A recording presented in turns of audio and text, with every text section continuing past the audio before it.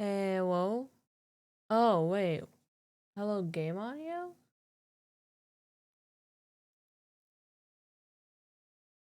Hello, guys. Definitely not getting last minute scuff. What the fuck is going on? Why can't you guys hear this?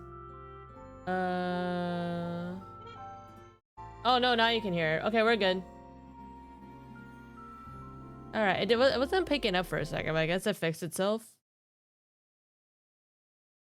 Oh, wait. It just doesn't pick up. Oh, no, I see what's going on. Can you guys hear the music or is it cutting out?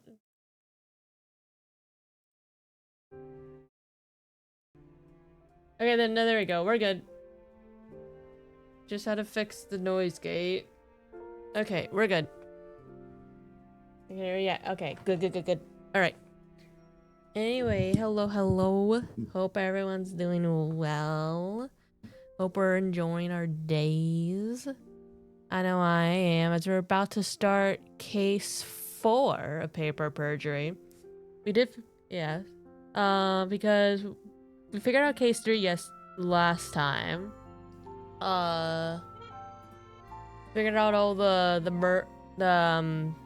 embezzlement thing? And who tried to hit the orphanage guy or who cut the brakes of his car. So yeah, let's just start. Okay. So I'm wondering, because I mentioned this last time, but the whole reason we started doing investigating is because basically we got on this trail of this embezzlement thing. Now the embezzlement thing is like done and over with. So I'm wondering what's going to take up our attention for presumably the next 2 cases. Guess we'll have to see. Oh, May 1st unknown. Oh, that's a great sign. Let me get the voices ready. All right. This is Detective Ernest's office. I'm away from the office. Wait, no. Hold on. No, wait. This is a answer machine, right? This is Detective Ernest's office. I'm away from the office. Please leave a message. Do I have a beep sound effect? Do I not have a beep sound effect? That's disappointing. What do I have that's like the closest thing? Oh, I have this. That's probably the closest I have to a beep at the moment. Hello, my daughter gave me your number. I would like to report a murder. Okay, so here's the thing. I get that they're calling a detective about this. They should also just call 911. Right? Like, I'm going to believe in humanity for a second and say that she called, or whoever was called Hunt after they called 911. The Mario jumps out. Look, it was the closest I have to a beep, okay? I'll add a beep later. So tired. I stayed up way too late last night. What were we doing? Oh, how I love a job where I didn't have to be up so early. Me too. Honestly, I get it. It's been about a week since I last got to play detective. In the end, we had a lot of trouble building a solid case against Anton. Oh, I guess that makes sense, because he wasn't directly involved. Detective Hunt refuses to give up, though, and he's devoted himself to investigating everything he can about the man. I've barely even seen him over the last week, but for all of his effort, he got Anton Chambers to come in for questioning today. Ooh. As for me, things have pretty much returned to normal. I can expect another long, boring day of paperwork. Oh, we're calling it boring, huh? Maybe we want to be a detective. Good morning, Miss Earl. I'm ready for work. Hold on. Justina, what are you doing here? Should I not be here? Imagine this is how Justina finds out she gets fired. Don't tell me I got fired. Me and Justina are on the same wavelength. It's like, oh, please tell me they get fired. Oh, she just throws the papers. Okay. You're supposed to be at the crime scene right now. Did Ernest not call you? Crime scene? What crime scene? What's going on? Oh, is Anton dead? Oh my god, I bet you Anton's dead. Oh, Ernest. You see, there's been an incident. You remember Anton Chambers, right? Oh my god, Anton Chambers is gonna be dead. Of course I do. Detective Hunt has been investigating him. Why? Mr. Chambers was murdered last night. He was found dead this morning. I fucking called it, chat. Oh, poor Anton. He was such a good person. It is a shame. Wait, do I have a... Oh, I have this. Oh, Anton. Oh, what? Dead is dead. I mean, at least he's like, okay, this is gonna be out of pocket. At least he didn't seem like a good person, so maybe morally we're okay with it. Legally, obviously not. I mean, I know he wasn't a nice guy or anything, but right? Oh my god, me and Justine were on the same wavelength. We're like, whoa, he wasn't a great guy, but still. He just called the call this morning. He was found in an alleyway outside of Nickel and Diamonds Antique in Sunrise District. Hang on, that's my dad. Whoa, whoa, whoa! That's my dad's. Oh my god, please don't tell me Justina's dad's gonna be the prime suspect. These are starting to understand. You better hurry, Justina. I'm afraid your dad is. Oh my god. Why am I calling all this? Oh god, no, no, no, no. I gotta hurry. Oh, finally we get some personal stakes in this. Because before this, we didn't really have any personally to like... We didn't have any like thing personally to like get us invested. Now it's like, oh, hey, by the way, your dad's probably the lead suspect in this case. Didn't know you were in the game, Hypo. Yeah, no, I decided I'm going to stream straight from the game itself. Surprise. Dad, where are you? Oh god, we needed a voice for the dad. Okay. The thing about the soundboard is that like I can add sound effects like these, but I can't add filters from what I've seen. So I really only have a choice of like 8. Or actually 6, because one of them is like that, and then this one is like, I don't know what this is. Does this do anything? I can't tell.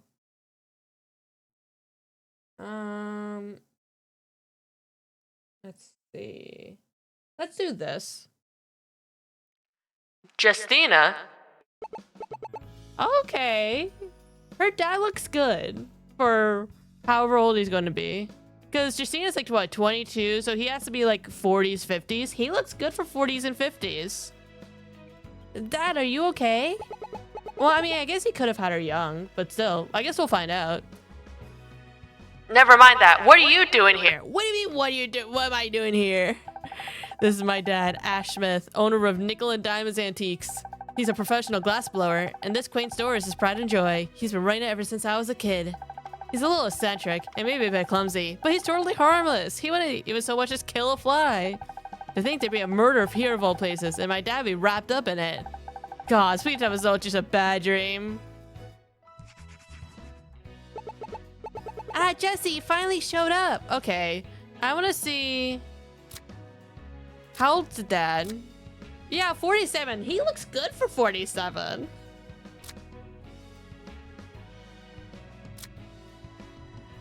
Sophie, what happened here? Please don't tell me you actually considered my dad a suspect. Whoa, whoa, whoa, whoa. Slow down, Jesse. Let's just take this one step at a time. We just begun our investigation, so I can't really say anything for certain right now. Don't go worry about me, Justina. This detective has been treating me fairly. Oh, but all those police running around, on the other hand, they've already knocked over one of my plants. Not the plants. Look, I'm trying to get the most mileage out of the soundboard, guys. You gotta bear with me here. Dad, I really think we have bigger things to worry about right now. Sophie, let me join you for this investigation, please. I'll help you find evidence that proves my dad's innocence. Okay, look. I think there's kind of a conflict. I mean, is he... Okay.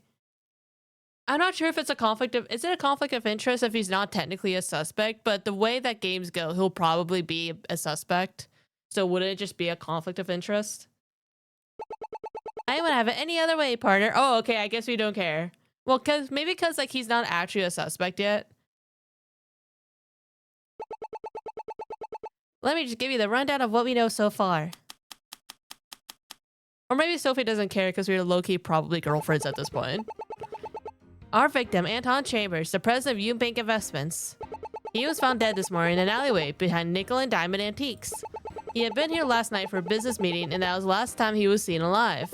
Our preliminary findings indicate that he had died last night, and his body has been left in the alleyway until his discovery.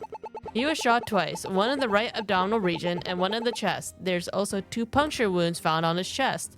Man, it has to be really humbling for Anton to be, because he was like this powerful rich guy, and he was all about being like, we take what's ours and we make more money, but he was just left in some alleyway and just left there with like the trash.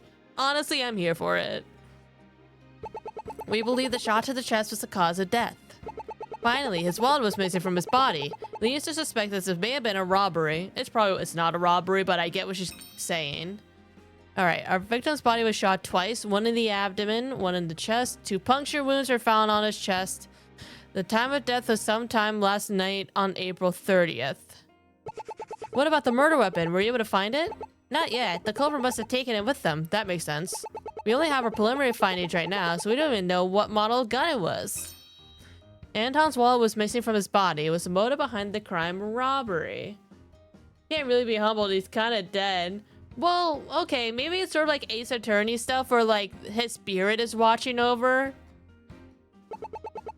He just sent his body to the coroner, so we can expect more detailed autopsy report then. They'll be able to run tests on the bullets after they remove them. Oh, that's okay. Spare me the details, please. Wait, what did he say? After they remove them from... Okay, that's gonna spare the... Okay, I don't know why Justina's so squeamish, because at this point, like, we should, like... I mean... I guess she's only really investigated one...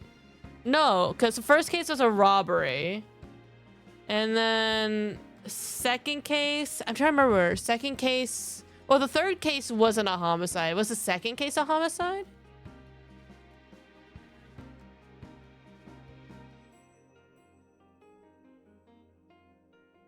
The first case was was stealing of a safe. And then... Guys, do you remember what the second case was? I don't remember what the second case was. Was that a murder? We must have investigated a murder at some point, right?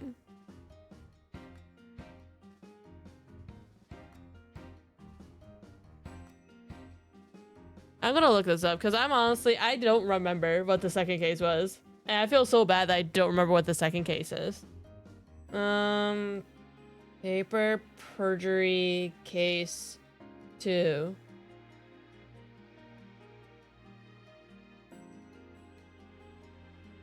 Wait, no, it's saying case 2 was stealing from the safe?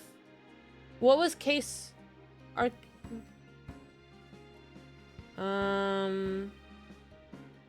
Let's see. Case 1. Oh no, case 1 was like an intro thing. And which led into case 2, which was stealing from the safe, and in case 3 was all the stuff at the orphanage. So yeah, I guess Justina hasn't investigated This is her first homicide. Oh my god. Guys, it's her first homicide. Yippee! What a monumentous occasion for Justina. So I guess I can see why she's a little squeamish about it. Well, you can learn more about it when you read the report. Look at you, Justina. I finally get to see your police work in action. Oh wait, no, I used the wrong... What? No, I was using this voice for him, right? I think so. Or should I say, Officer Smith? Does he know we're not a cop?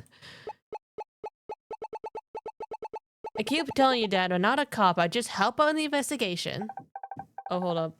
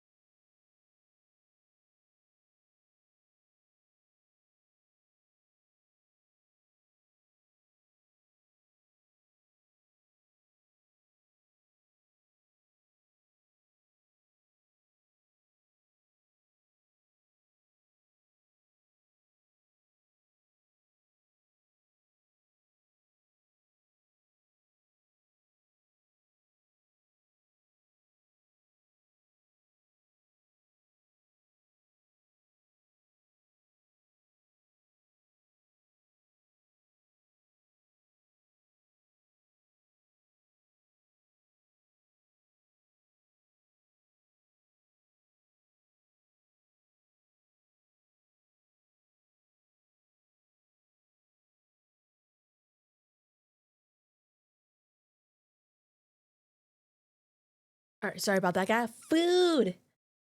Oh, where is it? Food. Yippee! All right, nothing like having some food with a homicide. Nothing quite like it. So I will be nominated as I do it. Okay. Yeah, it's also strange that we've helped out a lot, but hey, we go with it. It's called plot. Moving along, can you tell me about what happened? Oh, I need to go back to the... Sure can. Let's start from the beginning.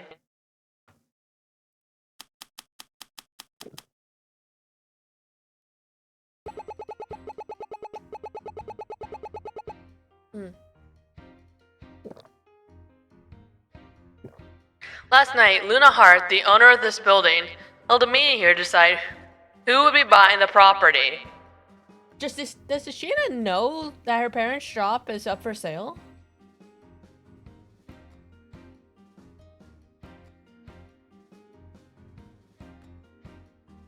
Because if not, it's wild to just find out now. You know me, I'm no good with all that stuff, so I finished cleaning the store and left.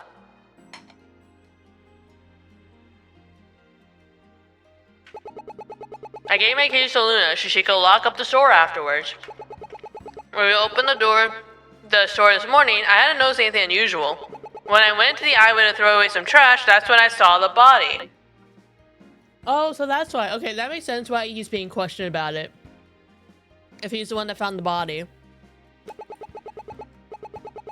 I got closer, and I saw Anton. He was face up in the middle of the alleyway. I knew it was him because I saw him coming to the store last night. Well, I called the police right after that, and you know the rest. Good man calling 911. When Ash arrived at the store this morning, he found Anton's body in the middle of the alleyway. He called the police afterwards. But I gave you Detective Hunt's number. I didn't expect you to use it so soon. Okay, so yeah, so it was... Okay. So it was her dad that called Detective Hunt. Okay. You told me you trusted him, so I thought it'd be best to reach him. But to my surprise, Sophie here was the one who showed up. That's because Red works in robberies. I'm the homicide detective. But back on topic, you mentioned Mr. Chambers by name. Do you know him? I've known him for years, or at least known of him. We only spoke directly for the first time last night. And why is that? Anton was looking to buy back the store. He and another fellow came here last night to try to buy the store from Luna. The meeting had ended around 7 p.m., but I left shortly afterwards. I worry that something must have happened to him right after he left. We can't rule that out yet. We have some investigating to do. But for now, you were the last to see him before he died. Is Detective Hunt around? Sue told me he tried to call me. I think it's best discussed elsewhere. There's a park nearby. Let's head there once we're done here. Alright. Does she not want to say anything with my dad here? Okay, partner, let's get started. Hey, okay. Get a bite of food and let's look around the store first. Oh, no, Trout. I want to investigate. Plants. I do love all the plants. It has a nice ambiance. What's all these plants? I thought the store sold glassware and antiques. It's like a jungle in here. What, you don't like the ambiance? Blame my dad. Ever since he got his plant kick, he's put them everywhere he can. Oh, but plants really liven the place up, don't you think? All they do is take up shelf space that we could be putting product on. But what's the point of all that product? No one wants to spend any time here. He's got a point. That doesn't change the fact that this is a store, not a botanical garden. Well, I suppose it doesn't matter now. I'll have to relocate all these plants soon. What a shame. I think they really like it here. They're just plants, Dad. They don't have feelings. Oh my god. They sure do have feelings. Plants are living beings like you and me. You know, Jesse, while plants do lack a brain, it's possible that they might be more intelligent than we give them credit for. I think we have bigger things to worry about right now than plant psychology. Alright, Kamawa. Let me grab a bite.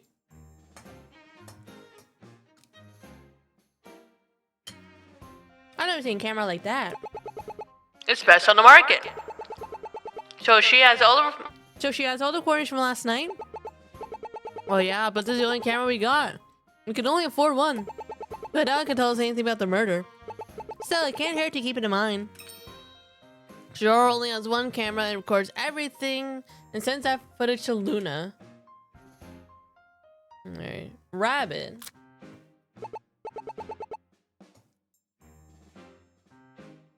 Wow, these animals are so pretty. I like these little rabbits especially. Say, I'm glad you noticed that, Detective. Do you want to know how you make a glass rabbit hole? What kind of hole are we talking about? Dad. You just glue it back together. Dad, stop it. You're embarrassing me. Oh, sorry. Sorry, I couldn't resist.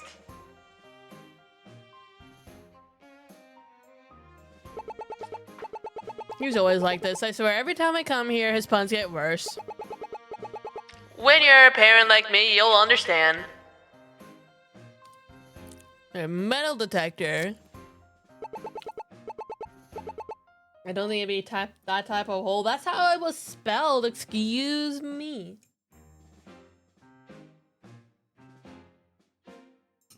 What's this thing here? Some sort of metal detector? That was one of Soul's idea. He said it wasn't some ordinary metal detector. It instead has some kind of fancy computer brain in it. It's all AI that. Oh my god, we can't escape AI in this. Same difference. He says it scans for weapons that pass between it and alerts us if it finds anything. It's supposed to store a log for the police to look at, too.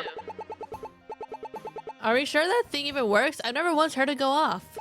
It always felt to me like it was just here to look intimidating. Well, I thought so too, but I do remember hearing it go off last night. Of course, that was probably from Anton. He had a gun with him, but Luna didn't seem to care. Do you know if you're able to take a look at those logs? Talk to Luna. I'm sure she can get it for you. We better write this down for later. Intelligent detector at the store's entrance. It beeps loudly when detecting weapons and stores a log of its findings. Ash claims it went off once last night when everyone entered. Alright, but elephant. Come on. Sorry, I'm getting on a bite.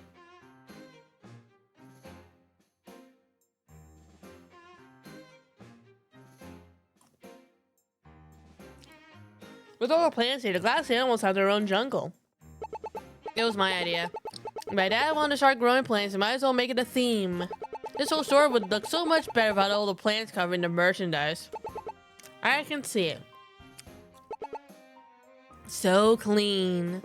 So easy to organize. If only my dad didn't have all these plants.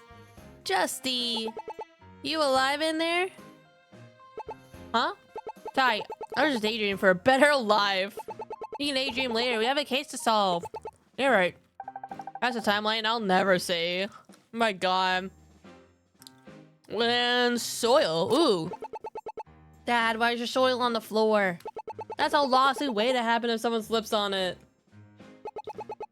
Give your old man the benefit of the doubt. I didn't do it. You didn't? Then why is it here? It was here when I got here. I was going to clean it up. But with Anton's death, I haven't had the time. It seems there are some clay shards here too, like when the plants fell. Then where did it come from? I better take a note so I can clean it later. Soil and broken pot pieces were found in the store. Ash says it was here when he opened up the store. Alright, I think that about wraps up things here. Alright, let's... Do we talk to Ash about stuff? Ooh, okay, we have some other statements. Hey, Mr. Smith. What can you tell me about yourself? Oh, I'm nothing special, Miss Detective. I am but a humble glassblower.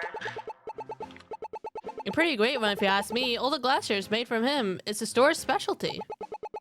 I take a lot of pride in my pieces, but I won't be selling them for much longer now. Huh? Why's that? Well, because the store's been sold, of course. But I also feel like it's time for me to hang my pipe up, so to speak. Besides, that just means I have more time to devote to all my lovely plants. My dad's been absolutely obsessed with plants recently, ever since he started his own garden last spring. Now he's constantly trying to push them on to me. I keep telling you, Justina, if you just start your own veggie garden, you save a lot of money on food. He's actually... I think he's kind of right about that, honestly. And I keep telling you, Dad, I don't have room in my apartment. Besides, I just end up killing them all anyway. Come on, Justy, it can't be that hard to keep a plant alive. As if. Plants are very fickle creatures. Justina's just upset over the time she killed her class plant in 2nd grade. She was so excited when the teacher put her in charge of it, that poor plant was dead within a week. Hey, it was very traumatic, you know. It wasn't my fault either. How was I supposed to know you could give a plant too much water? Oh, Justina. That was so long ago, though. I'm sure you could do a better job now. I have enough plant blood on my hands in his lifetime. I'll pass. He is, and vegetables live long enough. Yeah, if you did take good care of them, you can, like, pick some veggies, you know, make some food with them. Less money on groceries. I keep accidentally pressing the screenshot button. Oh. I wanted to ask more about the meeting last night. Can you tell me who was all there? Well, I don't really recall. I didn't stay for the meeting. I remember seeing Anton, though. He had a real mean look to him. That was probably his, like, neutral face, the mean look.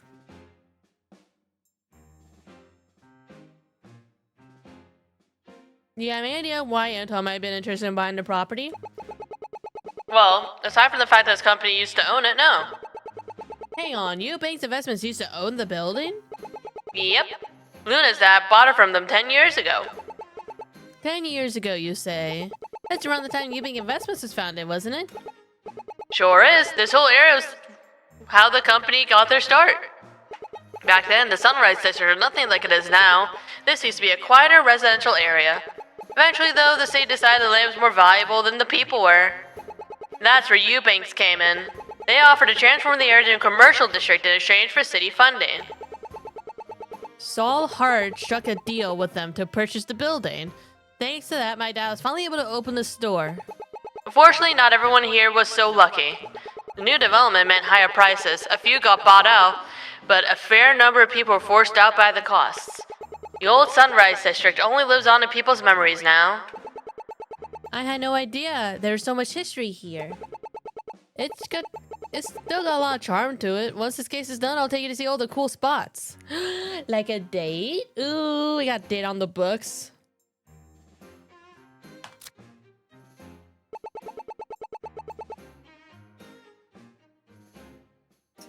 I'm curious as to why Luna owns the store, not yourself. Well, that's because she inherited it from her dad, Saul Hart. Saul and I go way back. I was the one who told him I wanted to open my own glass store. Trouble is, I was never even good at all that business stuff. And well, I can't ever say I had the money to buy property for myself. That's when Saul and I agreed to go into business together. He'd buy the property and handle all the operations. That way, all I had to do was make the glass. Of course, once Saul died, I was struggling to run the store all by myself, so I had to get a manager to help me. Unfortunately, she left last month. Why'd she leave? I'll give you a hint. She started a new job at the local police precinct. Oh my god, wait, we were the manager? Justy, I had no idea you ran a store. Well, the best I could, at least. Justina was ruthless. She'd fight tooth and nail during business meetings. She even scared away a couple suppliers. Oh my god. They were trying to scam you. If I hadn't been for me, you'd be paying triple the price for materials. People were constantly trying to swindle my dad. Customers tried to take advantage of him all the time. That must have been where you learned your interrogation skills from. Sounds like you were pretty good at your job, though. Why'd you stop? Well, was it really for me? Not to mention, I was kind of doing it for free. Dad couldn't afford to pay me for it. Dad's ready to retire. Once Luna decided she wanted to sell the building, there wasn't much point in me sticking around. But I felt it was time for me to move on. I want to find my own way in life. Really do love your family, huh? Of course I do. I'd do anything for them. This place was my whole childhood. I couldn't see it fall apart. Well, I'm glad we have you at the precinct now. Aww. I love how we're actually getting backstory now, because before we got like snippets of it, but now it's like, okay, now we're gonna give you so much backstory.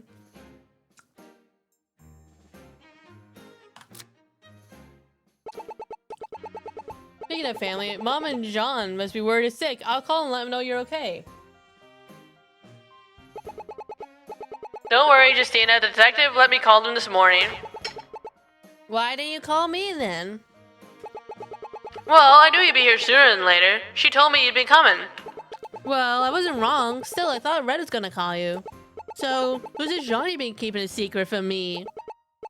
She's no secret. She's just my younger sister. Oh, is she concerned we had a secret person? Oh, I expect some story even at the end of the game. Yeah, honestly, I feel like the last few cases of like a game are usually when they put the most backstory. I didn't know you had a sister. Why am I just now learning this? Those two don't really get along. Ooh. Some sibling tiff. When they were younger, Justina tried to throw John's favorite doll into the glass furnace. They've been butting heads ever since. Justy. I was just a kid. She was the one who's still holding the grudge. You at least show a bit of remorse. We could, honestly.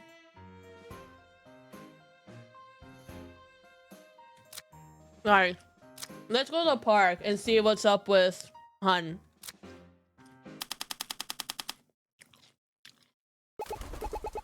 Hey, get out here. Stop contain. Oh. Oh, is this?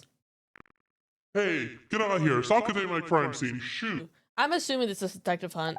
Looks like Detective Hunt is here, chasing birds away. Ahem. Ah, there you two are. Welcome to my little domain. Hey, Red, Jesse finally joined us. What's going on here? Why do we have to come here to talk? Since last week, I've been looking at Anton Chambers in preparation for interrogating him today. And I think I have something that might help you two, but you have to keep it to yourselves. That's why we can't tell anyone, not even your dad. You're joking, right? My dad's completely trustworthy. No, okay. Some stuff is like need to know. You have to be like read into it. My guy's telling me it's fine, but it's Red's case, so I play by his rules. If he wants to keep it a secret, I'll keep it to myself. I knew you would understand. Let me catch you two up on what I learned. Anton Chambers have been using quote-unquote kind words to convince property owners to sell you bank investments. I was able to list the code names for those whom he quote-unquote convinced to sell. Well, I was able to figure out most. There was a code name I couldn't figure out. The code name was BIGHEN, and it's related to nickel and diamond antiques. But so far, I haven't found a connecting thread between the two. Alright. According to Hunt's sources, the codename Big Hen is for someone Anton plans to strong arm. Might be connected to Nickel and Diamonds Antiques. Oh wait, did I not launch the throw thing? I might have forgotten to do that. Yeah, I did. Whoopsies. Give me 1 second.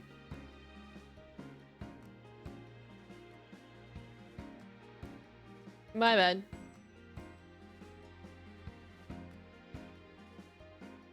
No beans. You're gonna have your beans in a moment. Okay. Beans should now be working now.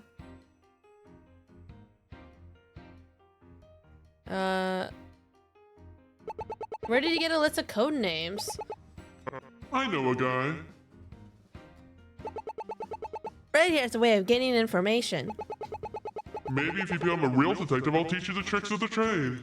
Between this and figuring out Hana's bank account had the money, he certainly knows more than he lets on. Back to the case at hand. What the heck does BIGHEN mean? Don't look at me. I gave blood, sweat, and tears just to get this far. When I found out he was buying the store, I thought the two might be connected. Did he win the bid for the store? Come to think of it, I never did ask. If he did, then maybe it was a code for Luna. Luna does owe the store, so maybe. Have you spoken to her yet? I haven't gotten a chance to speak with Unilite.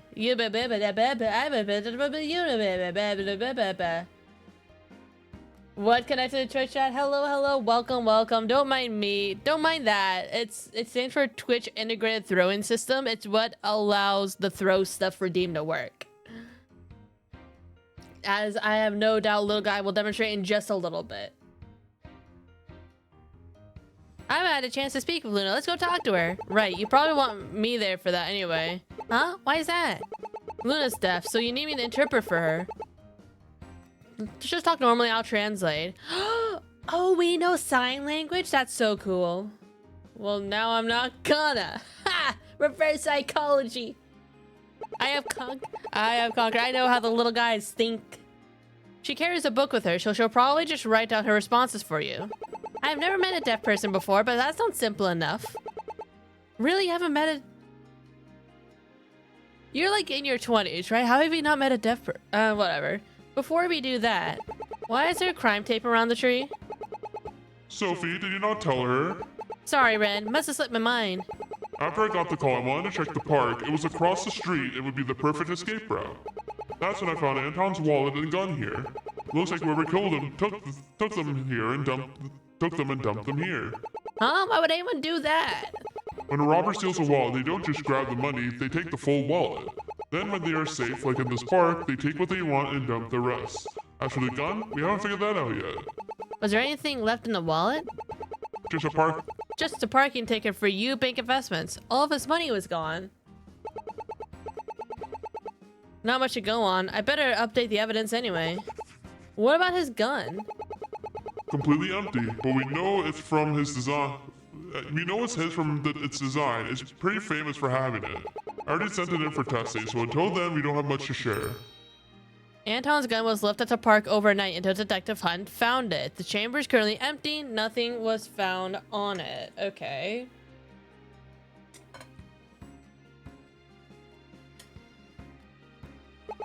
Now you're caught. Oh. Now you're caught up to speed on everything. When you're ready, we'll head back to the store. Alright. Let's take a looky-loo around here. This she has a hole in it. What happened? There's a gang fight here a few weeks back and someone pulled a gun. One shot ended up in this tree. Is the bullet still inside the trunk? Yep. Too deep to retrieve without cutting the whole thing down. This poor tree. It's scarred for life now. May you live a long and healthy life despite your wound, Mr. Tree. Loose dirt. So this is where the wallet and gun were found? Pretty much. They weren't buried here. We dug around to see if there's anything else. I'm surprised no one else found these first. If someone did, and we had to go hunting for it, it would have been a waste of a lot of time just looking for it. That's not the question, and focus on solving the case. Fair point. I will look and get Forrest in the mouth. Aha! The culprit may have left more clues in a bush. Jesse, I really don't think that evidence. Here I come. Yow! Oh, not the ... A gang fight, apparently. The only thing in the bush is a bunch of thorns. And mountains. Wow, it's a beautiful day out. You can see the Junal Mountains really well from here. Have you ever climbed? Oh, fuck, I used the wrong voice. Have you ever climbed them before? No way, I don't have that kind of stamina. I'm more content to simply watch them from afar. You're really missing out, Jesse. It's quite the experience. When you're up there, the whole city seems so small in comparison. Plus, you'll never have a better view of Azure Bay. I'll tell you what, after this case, I'll drive you part ways up Zephyr. Oh my god, it's another day. We're getting dates with Sophie left and right. No, it's okay, really, I'll pass. Why are you gonna pass? Oh my god. Alright. Let's talk. So why are you out chasing pigeons in a park anyway? I'll have you know I'm hard at work investigating, but I also gotta protect my crime scene from avian-related intruders. They could be walking in on an important piece of evidence. This park looks pretty empty to me. Don't you want to investigate the actual crime scene? Red isn't good with death. That's why I was given homicide. I admit it was too much pressure for me. Money and items can't be replaced. A person cannot. Damn, we're going deep into this, huh?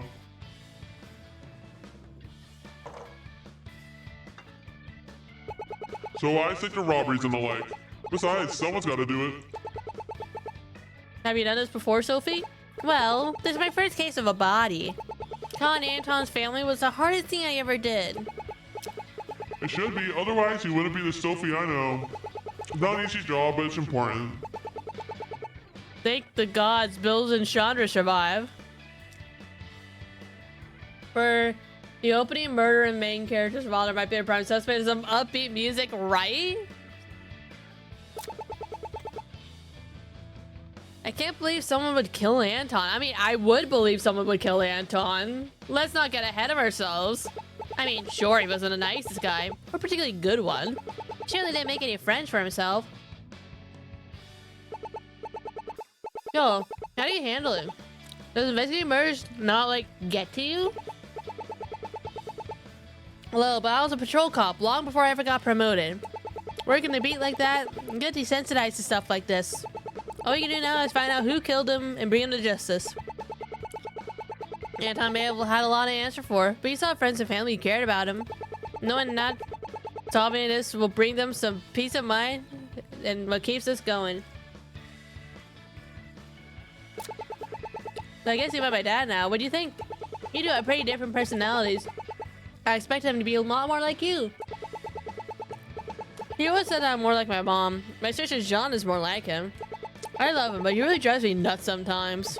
Your family sounds fun. I'm kind of jealous. I'm an only child. You should probably introduce me once this case is over.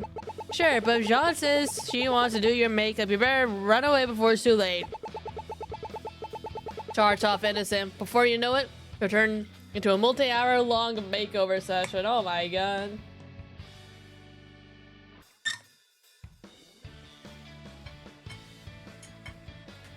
Alright. So I'm assuming we're going back to the store to find Luna. Oh! Oh, not a fucking country voice. Okay. What am I gonna do for this?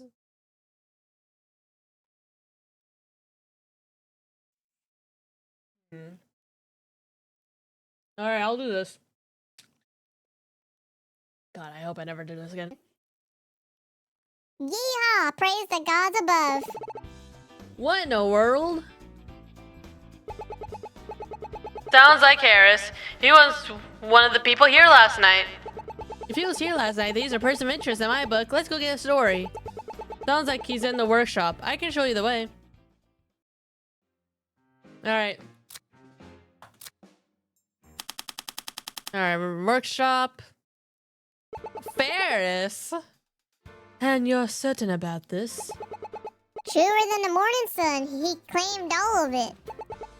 Mrs. Eubank, what are you doing here? The same reason as you. Anton's death. Y'all know each other? It's complicated.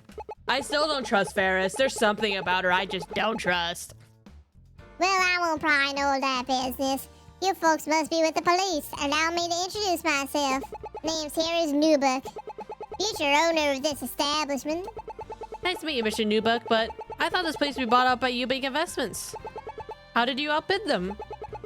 I was gonna buy this place outright till old Anton decided to swoop in and try to outbid me.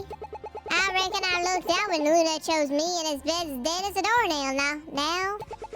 Anton had plans to buy the store for Eubank Investments, but after what happened with the Klaus orphanage, I requested the hold off for now. And yet, he completely ignored my request. If the press were to find out, it would be very harmful to Eubank Investments. Sounds like a chipmunk. I'm gonna take your word for it. I just picked a voice. I think her flame grew 2 sizes bigger. That said, it seems Luna went with Mr. Newbuck's lower bid. How did you manage that, Harris? Old Anton may have had the money, but I got something he ain't got. What, a conscience? A dream. A dream? While it was a bidding war, Luna still had complete control as to whom she would pick. Based on what Mr. Newbuck had said, it seems he would convince Luna to tell to him. Why would Luna do that? I better talk to her about that. That said, I've read the contract. Luna doesn't fully inherit the right to sell the place until she's 18. So last night's meeting isn't legally binding, and Luna could change her mind. So there's a chance Harris could lose his bid. sounds like he could stand up better from Anton dying. Now hold your horses there. I don't like how you said that. Let me just make one thing clear right out of the gate. I didn't kill nobody, and I didn't know he died till today. I knew nothing about all this legal nonsense till now. Well, I reckon you're being quite defensive, Mr. Newbuck. I mean, okay. But wouldn't you be defensive if you're being accused of murder? Nevertheless, he's got a point. I suppose it couldn't be that easy. You three can talk it out amongst yourselves. I'm gonna step out for some air. I hate to trouble you, Mr. Newbuck, but since you're here, we'd like to take your statement about what happened last night. I reckon I got a moment to spare. Let's see here. Okay. Well, as I said, I was here last night to try and buy the place. Except no matter what I offered, that dang Anton would always bid higher. Shook me for every last penny I had. I was gonna fold, but bless Luna's soul for picking me. Now, as I said before, I didn't go shooting a man. I ain't even know no type of gun to shoot him with. I ain't got the heart for killing, even when I'm angry. Alright, Eros claims he only won bidding because of Luna. He doesn't own any guns and claims he could never kill anyone even if he was angry. Thank you, Mr. Newbuck. We also have some follow-up questions. Well, get on with it. I ain't got nothing to hide. I should go outside and speak of Ferris later, but I can't. Oh, I should go out and speak with Ferris later when I can. If Luna isn't here, she must be in the break room. Better go there as well. But it can't hurt to ask Harris some questions first. Yeah, I want to...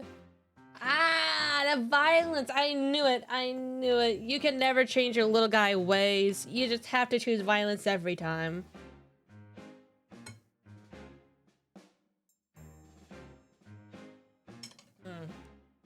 Let's investigate first.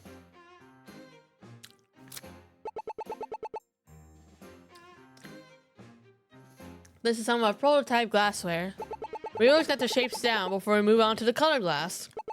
Kind of like a drawing and sketch before you start painting. Or creating a flowchart before cooking a new dish. Yeah, that... Hang on, what? This is our furnace over here, and over here is to help protect you from the heat. You can adjust it with these wheels to make it go further or backwards. You know your way around glass. How come you didn't take over the business? It's all for me. I never click like it does for the rest of my family. I want to find my own path. I just happened to end up at the station. Gotta say, I'm glad you ended up where you did. You know what? You ought to make a piece for the station. I want to see your work myself. I'm not exactly good. Oh, Jesse, the quality of it doesn't matter. What matters is that you put your heart and soul into it and it'll turn out perfect. Maybe after this case, I'll make you something. Ooh. First dates now, we're making each other sculptures? Your relationship's going well, I see. Is this still supposed to be hot? It should cool off, eventually. I know safety inspectors around to see this. Alright, let's talk to him. If I may ask, why are you looking to buy the store? It's been my dream to open my own barber shop. Give a fellow a proper shave and a cut, and there ain't nothing he can do. Of course, you ladies are always welcome as well. One of my styles, the fastest way to a man's heart. Who's to say we want a man's heart? We already have each other's hearts.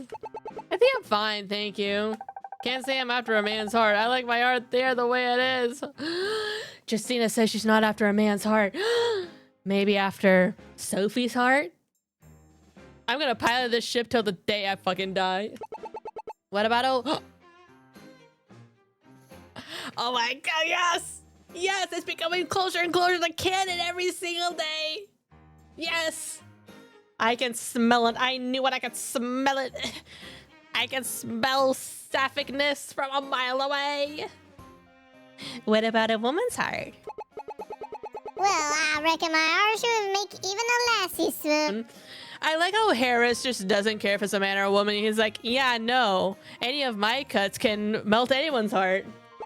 Maybe I need a haircut. Is Sophie saying she's trying to go after our heart? Who's she trying to impress? Oh my god, Justina, you're so fucking dense. God, where is it? Where is it?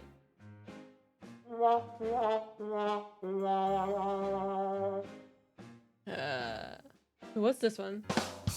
Oh no, that's the wrong one. Yeah, probably this one.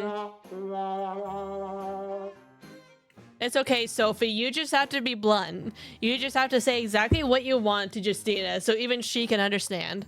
You can't be subtle with her. Because, you know, there's some people who are like, they don't know when someone's like flirting with them, so you have to be very obvious. I think Justina's one of those people. Can you tell me about how you knew Soul? I gave him my haircut, actually. You'd be surprised how close we get it for our clients. Haircut is a real personal thing. So after I learned his daughter was selling, I decided to buy it. I opened your barbershop here of all places. Surely there's cheaper real estate elsewhere. Let me tell you something, Lassie. This year's about to be real good business. All them new rich folks moving in, gentrifying the place. I reckon those business folks gotta get a haircut somewhere. That sounds ambitious. You know, that's actually not a bad idea. Prices around here have been going through the roof recently. Any businessman worth their salt would want a store in this area, assuming they can afford it. Alright, then... becoming a barber.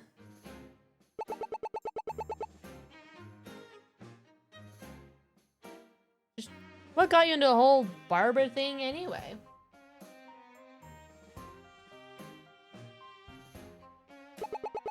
Well, my pa taught me, same with my grandpappy taught him. It was a form of art my family's been passing down for generations. I may not use the same tools as some of the fancy painters with their easels and whatnot. My clippers and my brush, and the hair is my canvas. And the way I see it, what I really do is help people express themselves. They got a vague notion of what they want, but it's up to me to get them there. I never thought about a hairdresser in that way. That's fascinating. You didn't strike me as the artsy type. What, just cause I got an accent and wear boots doesn't mean I can't appreciate art? Maybe that was the closed-minded of me. It really was, Justina. Come on. Alright.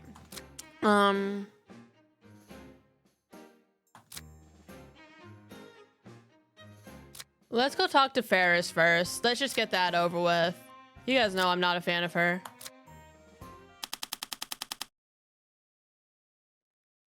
Huh. Someone crying over there?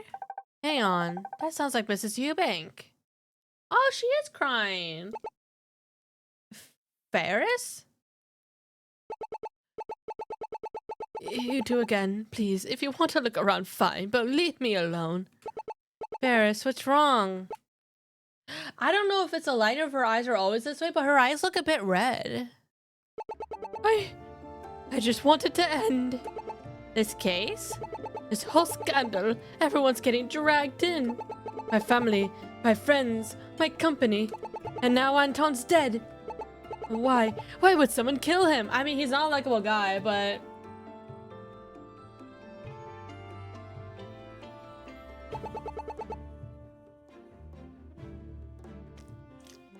Sounds like you two were close.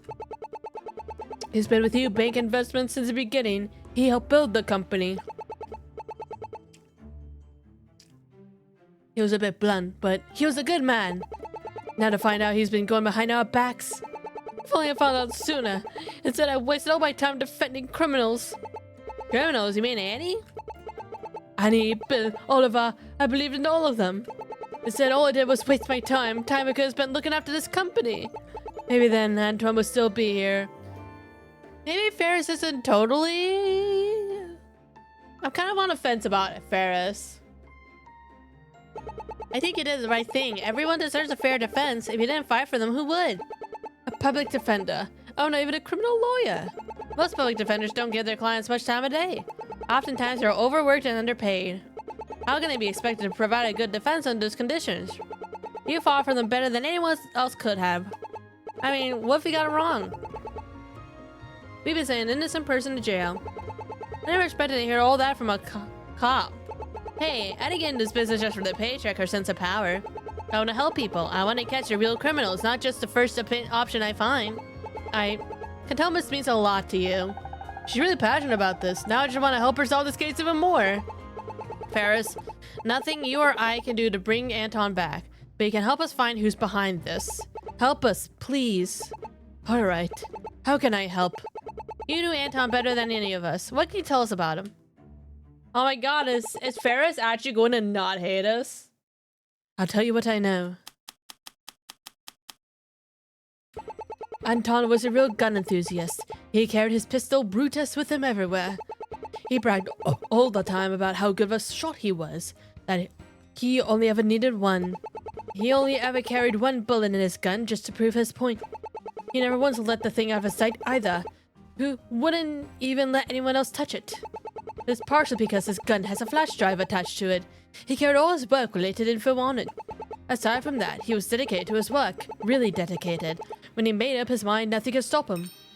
Anton always carried one bullet in his gun and had a flash drive attached to it. Won't let anyone touch this gun. He named his gun? I never understood it, but I won't speak ill of the dead. Seems he cared a lot about it though. We'll keep that in mind. Thanks, Fez. This will help us a lot. Never called me that again. Oh, come on. How a fairy or Fairbear? You know, city ordinances restrict the use of motorcycles in this area. You know what? Let's go look around elsewhere. I've never seen Sylvie look more scared in her life. Oh, he did carry a big iron on his hip. Why would he store a flash drive on his gun? I think it was attached to it, like a side of it. But yeah, that doesn't make sense at all. But I mean, Detective Hunt didn't say anything about a drive, so maybe someone took that and that's what they were after? Whatever. Okay, anyway, let's investigate. I want to look at this graffiti because the graffiti looks like Doughboy. Oh, great. He's back. Who's he? The Doughboy. He's a local graffiti artist. He goes around town spraying pastry-themed graffiti. And he's made our store his favorite spot to hit. We paint over it the next day, but he keeps coming back. Frying oil. I saw this information written down for the class case. That idea looks pretty. Why give him such a hard time? It's bad for business. It makes the whole area look shady. I keep trying to convince my dad to do more about it, but he brushes it off. I don't care how talented or creative he may be. He should be painting on an easel, not our walls. Look, he even left his spray paint in the small trash can here. How strange. Has plenty of paint. Huh. I just thought of something. What's up? The Essential Beat Cop Handbook, Chapter 8, Section 7. Most graffiti artists work under the cover of night. Did you memorize the whole thing? That's not important right now. Are you thinking what I'm thinking? That we need to throw Doughboy in jail for his vandalism? No, Small Fry could have been a witness. We should go talk to him. Maybe, but knowing him, it won't be at his usual spot this early in the morning. We should gather as much evidence as we can before we visit him. Hold on, there's something else here. What's all this? Is this confetti? Guessing we're writing on it. This is an ordinary confetti. This is left behind the taser. Wait, didn't Anton have 2 puncture wounds on his chest? I think he might have been tased. Taser. Did someone use a taser on a clown? Not quite. Consumer tasers have confetti stuffed in their cartridges. Each one has a taser serial number on it, so we can track down if they're using a crime. Really? I never knew that. In any case, so let's just know the taser was used here. We should look up the owner then. I'll call Sue to ask her to look into it. She can look it up while we're investigating. Better add both to the case file. First the spray paint. Can of spray paint left in the trash can has plenty of paint. Now the confetti. Confetti from a consumer taser has the taser's serial number to look up the owner, found near the small trash can by the graffiti.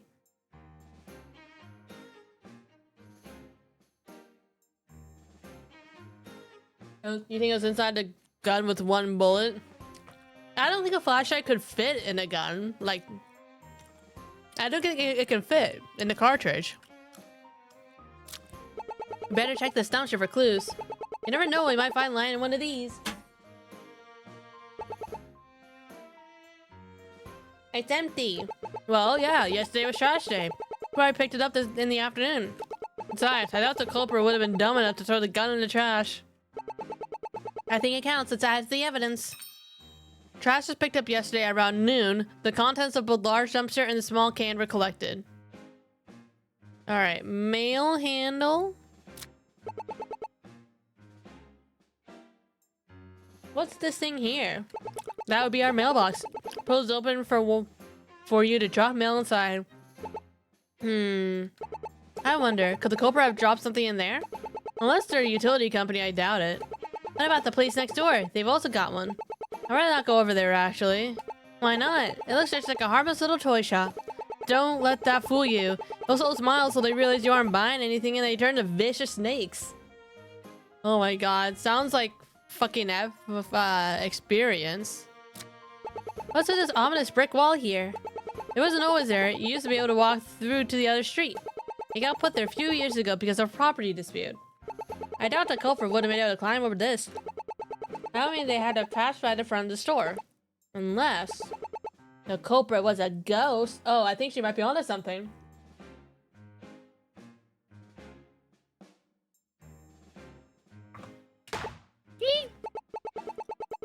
Jesse, don't tell me you actually believe in ghosts.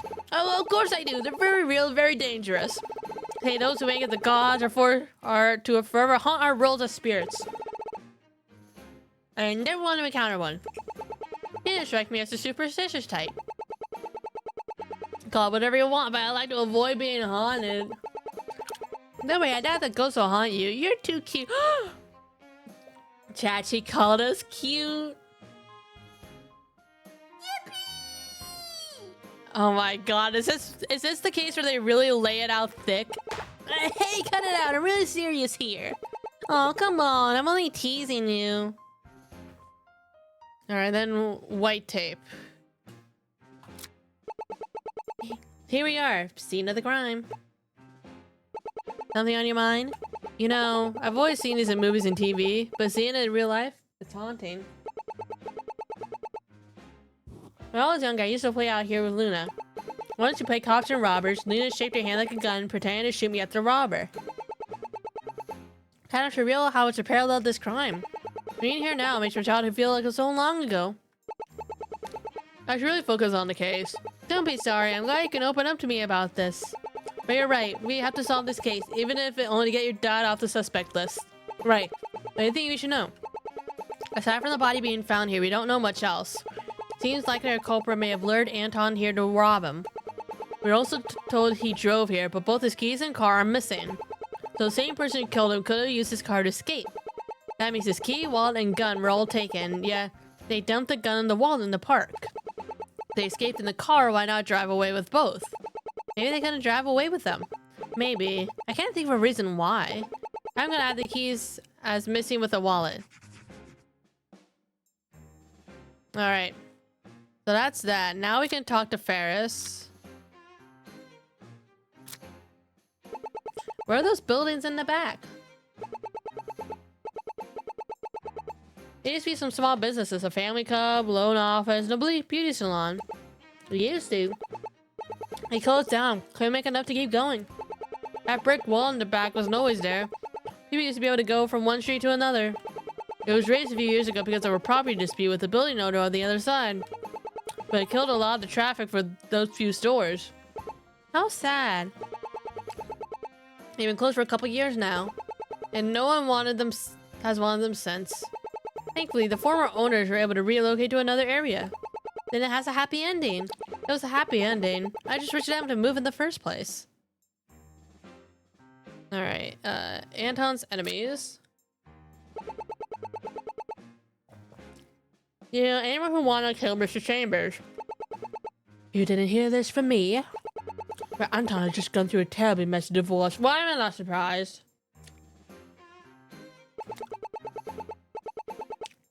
His ex-wife fought him hard in the courts. Those two hated each other. Aside from her, there's certainly some businessmen around here who don't think the best of him. I can imagine any of them would short to murder. I checked on the family connections already. His wife has been away on holiday for the past week. All we have is a bunch of empty leads. Not exactly. We know our culprit either hid their intentions well, or this is a crime committed in the heat of the moment. Okay, true. Looks like Anton has been making a lot of moves recently. The orphanage, I can understand, but why this place?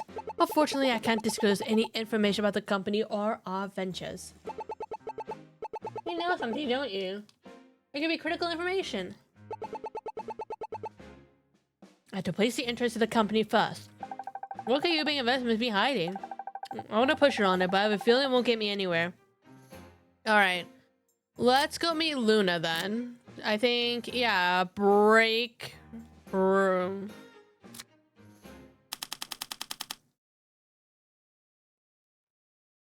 It's a nice break room. There you are, Luna.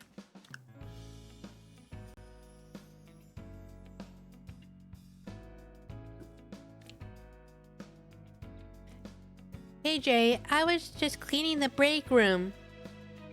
So who's this with you? Is that the pretty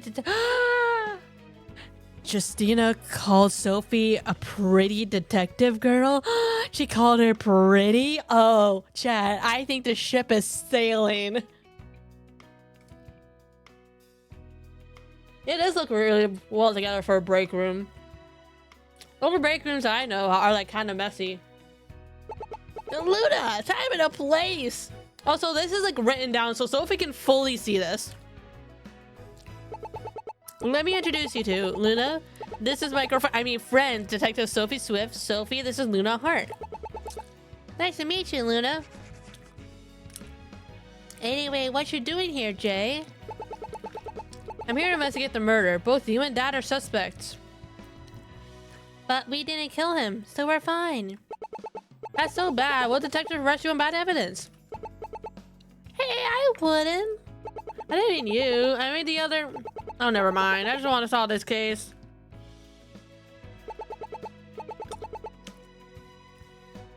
As if it hasn't left the shore already. For real. I feel like this case, they're like, yeah, no, we're really gonna make this sail. Full speed ahead.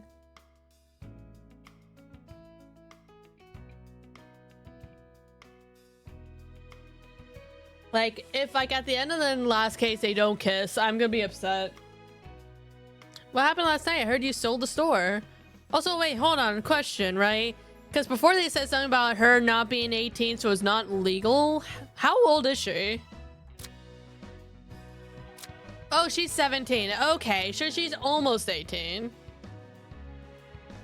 But yeah, also, can 7? I guess minors can own property, I think. What happened? I heard you sold the store. I did.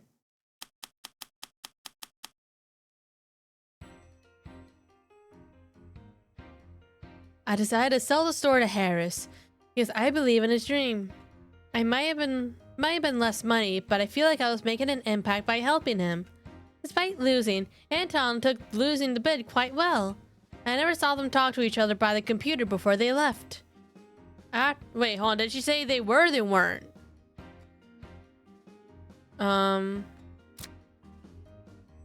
Where do I see this history?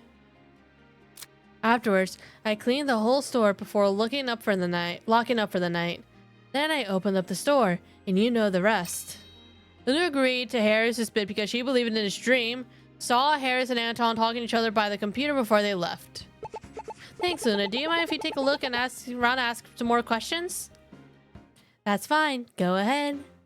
All right. We investigate first. Why do you have 2 fridges here? Oh, we do have 2 fridges. That's wild. And one of them is so much bigger. We got the smaller one for free. We ordered the bigger one, but they sent us a smaller one. Justina had to fight tooth and nail to get our money back. God, I hated that. I had to prove that they sent the wrong one and contact our bank to stop the transaction. Took a week before they admitted that they were wrong and sent us the right one. We even got to give the smaller one as an apology. I'm bringing you along next time I have to call customer service. Thanks for grabbing the local newspaper, Luna. Yeah, even a week later, Eubank Investments is still in the news. Can you find it in the news? Azure City Council acts as plans for light rail expansion. Approves motion to add 12th lane to freeway. That's a shame. There's already enough lanes on the highway as it is. Maybe one more lane is enough to fix our traffic problem. That's what we say every time, though. I doubt it. Study shows that adding lanes is the worst way to reduce traffic. I don't believe it. How is adding more bad? Anything else? 5-year anniversary of the prison escape of Ben Goal. The how and the why. Who is that? The only person that ever escaped the Azure City Penitentiary. I never found the guy, and no one's ever heard from him since. In our country, the presumption of death is 5 years. Next week on the anniversary, he'll be declared dead. So we caught the escape artist to stay hidden that long. Anything else in there? Found Eubank Investments. Eubank Investments, the dark side of Azure City's famous urban developer. Yeah, it's right here. Looks like last week's scandal's hitting them hard. Only in the public eye. Doesn't seem like their business dealings are taking a hit. Eubank Investments is a private company, so we can't know for sure. I bet the press will love the latest story of Anton's death, but it'll make things worse. I think I'll keep this newspaper for now. Escape prisoner Ben Ivan Goal will be declared dead next week after 5 years. Ewing Investments is getting a bad press from last week's scandal.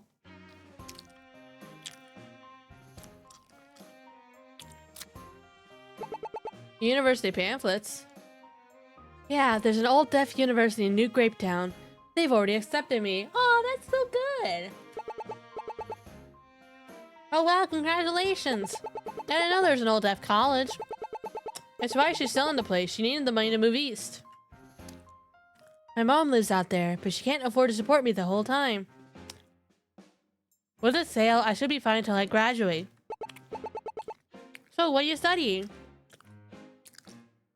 Astronomy. I've always been fascinated with space and the stars. Jay and I used to go stargazing a lot when we were kids. I think that's how my love for it started. It's also why I picked the name Luna. She picked her own name? I want to learn all I can about it.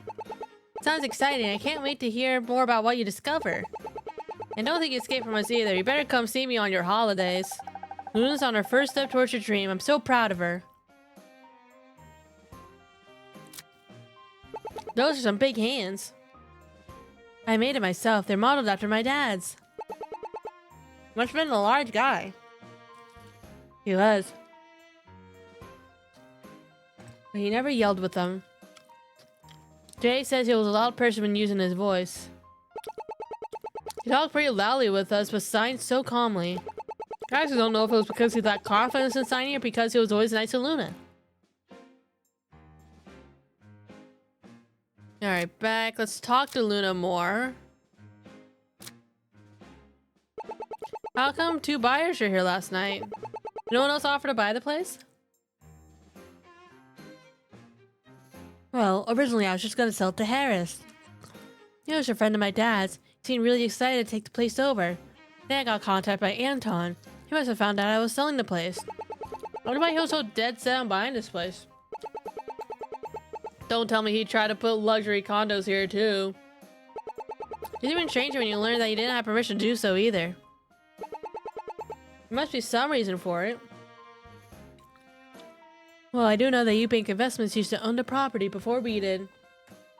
I don't remember much from then, but maybe I could shed some light on it. We'll take what we can get. Can you tell us what you remember? Well, it involved the accident I was in 10 years ago. Accident? What accident? What accident? It's not important. It happened so long ago. Something tells me it will be important. It's alright, Jay. I don't mind sharing. If you're sure. When my dad was looking for properties to buy, we visited the building. But when we were investigating, one of the upper floors collapsed. I was pinned underneath the rubble. Sorry, that must have been awful. My dad ended up settling with an agreement with Eubank Investments. They sold the property a lot cheaper and quicker than they would have otherwise. They also helped repair the damages. Luckily, there's no permanent damage. The builders were the ones at fault, but Eubank Investments was liable. They got up better with the deal than if it went to court. They even added some absorption to the walls for your charge. Now you can't even hear anything in here from the front of the store. So I'm grateful to Eubanks, if only because they cared enough to accept responsibility. You never met any of the Eubanks the whole time. No, I only heard about the process afterwards. Interesting. Thank you, Luna. I'm gonna write down what you said about the sound absorption walls.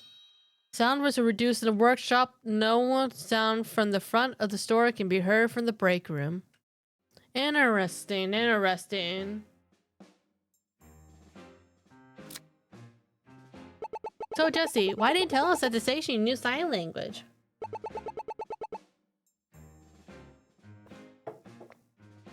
It's not exactly a selling point. Okay, I beg to differ. I feel like any language, whether it's like sign language or Spanish or another language, can be a selling point on a resume. Jay and John both learned when our dads started working together. It was kind of fun slowly watching them pick up the language one sign at a time. I picked it up faster than John. She would get so mad when she couldn't understand us. Don't give me that look. It's one of the few times I got ahead of her on something. Got ahead? She was kind of better at me than school, just a little. Sign language was one of the few things I could boast over her. But she caught up. Now we can all talk together without my notebook.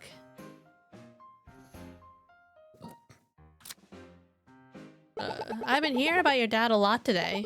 I understand he passed away recently? He did. It's been really hard. I knew it was coming, so it wasn't unexpected. Doesn't make it any easier. His death was expected. Saul had terminal disease which affected his nervous system. It started getting a lot worse in the last 5 years of his life. He started losing a lot of his fine motor control. Eventually he was partially paralyzed. I can't imagine what it must have been like. The hardest part was when he couldn't sign anymore. I was told he could still speak, but only with his mouth. It was the only time I ever wished I was hearing. Oh, not the tears. Wait, where is it?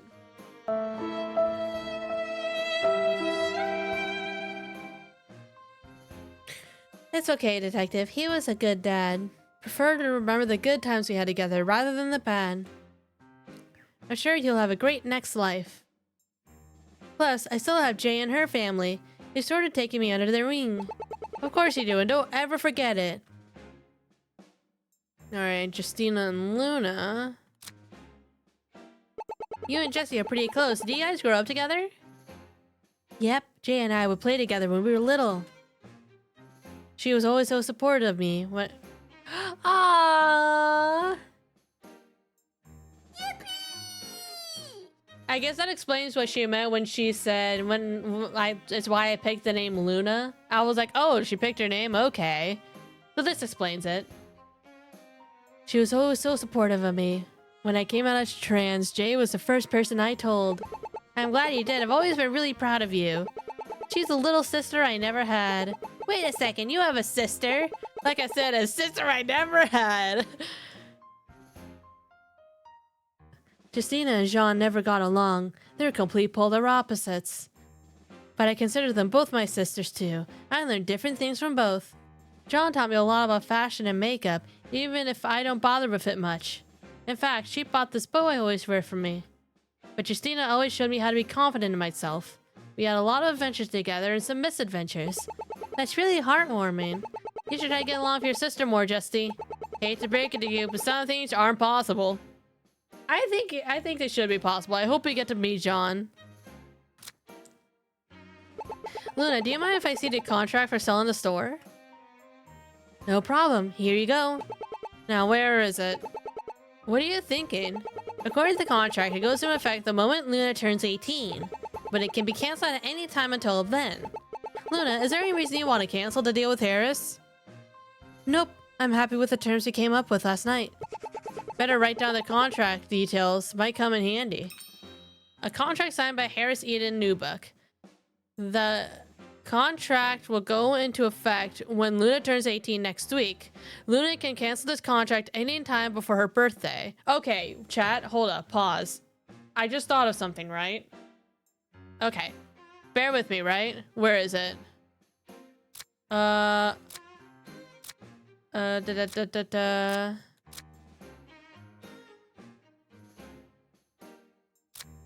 Okay, so Detective Hunt said that BIGHEN is someone Anton planned to strong arm because they weren't selling him any properties, right? So Big Hen, BIG, and then HEN. There was the escaped prisoner. Where's the escaped prisoner? Ben Ivan Goyle. Ben Ivan Goyle is BIG. And then Harris Eden Newbuck, HEN, Big Hen. I think Harris and the escaped prisoner are the same. But But the prisoner was escaped 5 years. Okay, I think Ben Ivan Goyle and Harris are the same person. And he somehow owned property even though he was in prison and Anton wanted it. And so then I think Harris killed him. I don't know. I'm still fine-tuning it, but I think Ben Ivan Goyle and Harris are the same person. Hey Luna, did you know those 2 metal detectors in front of the store? I'd like to take a look at those logs from last night. Sure thing, Jay. Let me just print them out for you.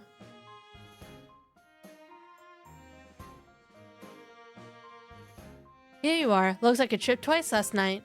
Thank you, Luna. Huh? Did he say twice? Yep. I guess Anton must have tripped it again when he was leaving the store. No way that's possible. My dad would have heard it. What do you think, Sophie?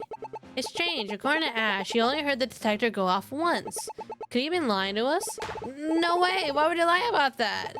Oh, see, something else we're missing? I wonder about that. For now, let's write it down. Okay.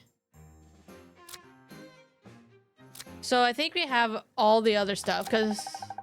Alright. Oh no. Alright, let's go ask the dad about it.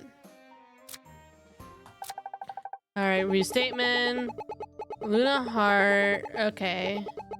I know, good all that stuff. Finished cleaning the store and left. Keys to Luna, she should go lock up the store afterwards. It was also kind of odd that he just left a 17-year-old girl alone, but okay. Maybe it's a... I don't know if it's a safe neighborhood. If it's a safe neighborhood, then maybe it's fine, but still. Didn't notice anything unusual. When I went to the alleyway to throw away some trash, that's when I saw a body. Saw Anton. He was face up in the middle of the alleyway. Knew it was him because I saw him come to the store last night. Okay, now... Can I review their statements? I thought there was a way to see the statements. Okay, here we go.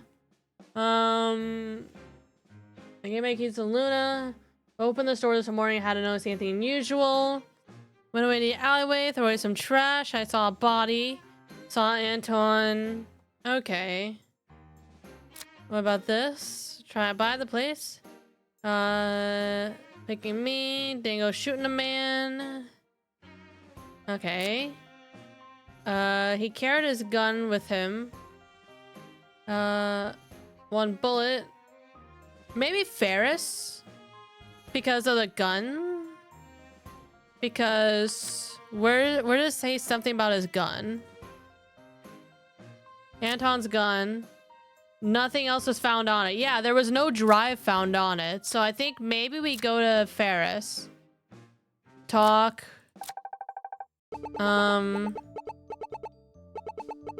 Let's see. 1 bullet.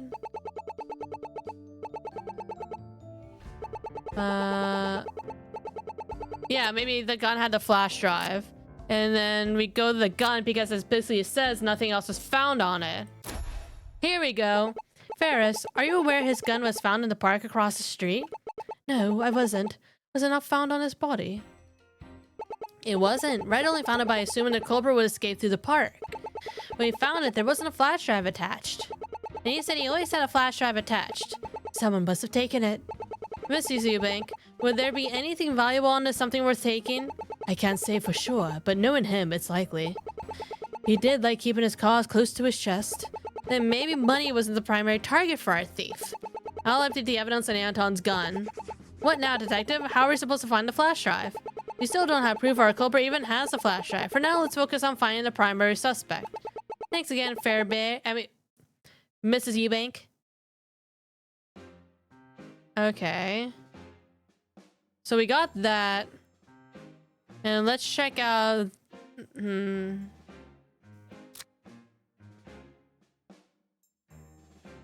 Okay. Can we go to the park and talk with the detective? Okay, we have some stuff. Hey, Sophie, do you like my hair? Why do you ask? Meeting hair says maybe start to wonder if I should get a haircut. Who knows, maybe it's time to try a new style. Hey, you look good with shorter hair. Or maybe you could dye it a fun color. I don't think I could ever dye my hair. I like my natural color too much. Maybe you just need a fun hat, like a beret. What, you don't reckon a 10-gallon hat would do a fine lassie, says for myself? I think I spend too much time around Harris. Alright, Ferris? Seeing Ferris so sad nearly broke my heart. Might as well. Hiding her regret must have been hard for her. You handled her very well. You're pretty good at cheering people up. She reminded me of myself after filming my first case.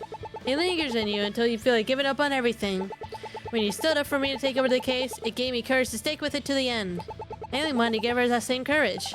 She's grown so much in time since I met her. Sophie, what do you think makes a good graduation gift? Luna's graduating high school next month. I want to get her something nice. Well, what is she like? Let me think. She's really into computers, but I don't know much about that stuff. Luna always goes about how I need to upgrade my phone and laptop. I don't really see the reason. If it still works fine, why change it? When was the last time you bought a new computer? Like, 10 years ago? Oh yeah, I know you need a new computer. Even I know that's too long. Don't tell me you still use a flip phone, Justy. Of course not, I just haven't upgraded in a while. Oh my god, okay, do we go and talk to her about the bullet? Oh no, we can't question her more. Okay, so it has to be someone else then. Wait, I want to see. Okay,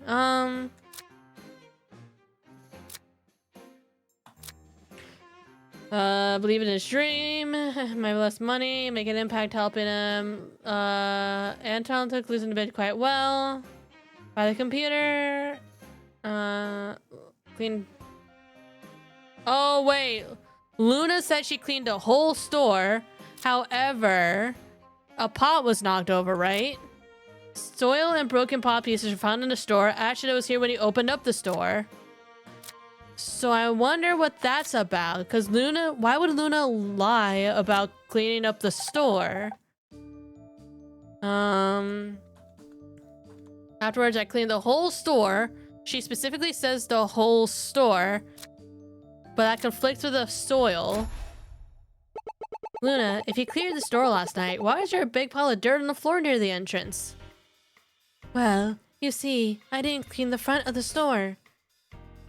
So who knows how long it was there yesterday. I think we can figure out when the soil appeared.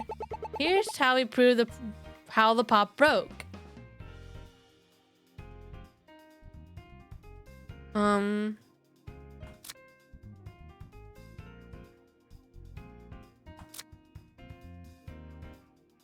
Is it just the soil?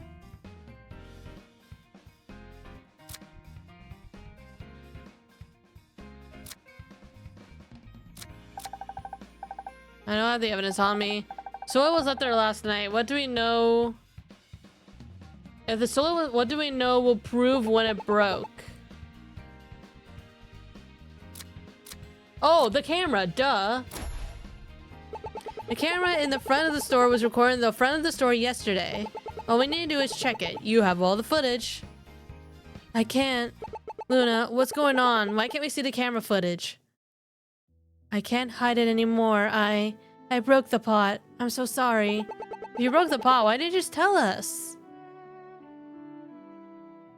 The pot contained a rare gilia that Ash had been trying to grow. I didn't want him to be mad at me. I broke it by mistake last night. I happened to look out the alleyway window, and I saw a ghost. Oh, would you look at the time? I had best be going. But Chelsea, this could be important. Luna, please tell us about the details about this ghost. Don't look, Justina. Keep your eyes closed till Sophie says otherwise. It was like a shadow hovering over the dumpster, keeping its body still while moving its head. When I saw it, I knocked over the pot, then ran off. When I saw the plant was, I quickly brought it back to the break room to save it. It took me 20 minutes. I ordered a replacement pot and planned to sneak it back in. I didn't want your dad upset with me. I even deleted footage from right around when the pot broke in case you checked the footage without me knowing. Sounds like you saw someone in the alleyway. Since Justy still has your eyes closed, I'll update the evidence. Justy, you can open your eyes. So, it was a person and not a ghost. That means she must have seen our culprit. But why would our culprit be hovering around the dumpster? Let's keep our options open for now. I'm sorry, I didn't think it would be an issue. But you kept a very important clue to yourself. You should have been honest from the start. And deleting footage? What if we needed that? She wasn't being malicious. It seems like an honest mistake. I get that, but still. Something's bothering you. You're normally not this tense. Because Luna and my dad are suspects. We can't help them if they keep secrets from us. And losing your cool over a minor lie isn't gonna help us. Just accept it and move on. You're right. Sorry. Sorry, Luna. I should have yelled at you over it. I forgive you. You will solve this case, no problem. Thanks, Luna. We'll do our best. Alright. So now we have that. Alright, and then I think the soil? Here we go. Fell and broke by mistake when Luna saw a shadow of a person in the alleyway last night. No camera footage remains after the pot broke.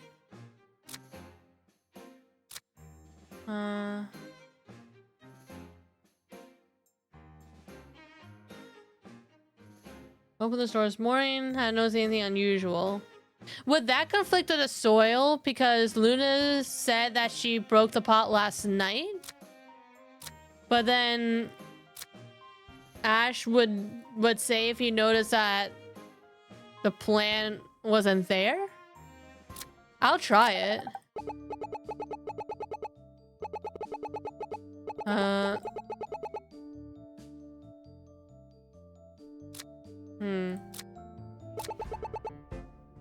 No, okay.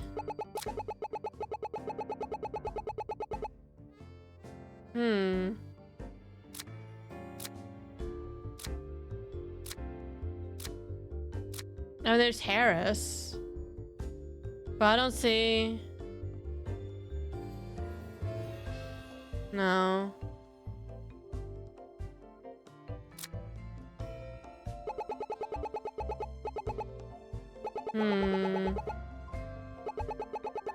Ah, the violence.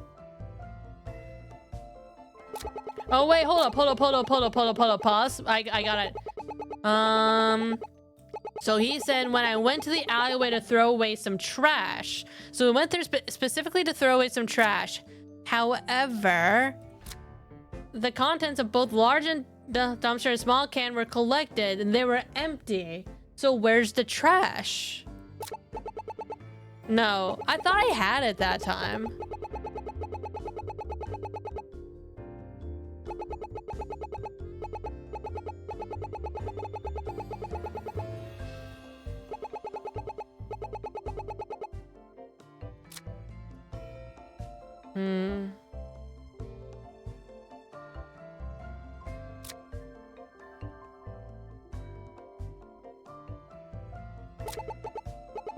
No, I don't see anything. Maybe I have to go back in the alleyway? Well, that's where Ferris is, and I already talked to her about everything.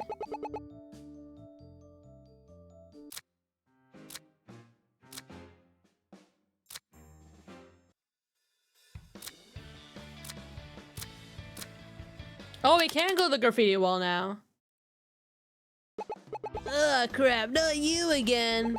Doughboy! Were you at my dad's store again last night?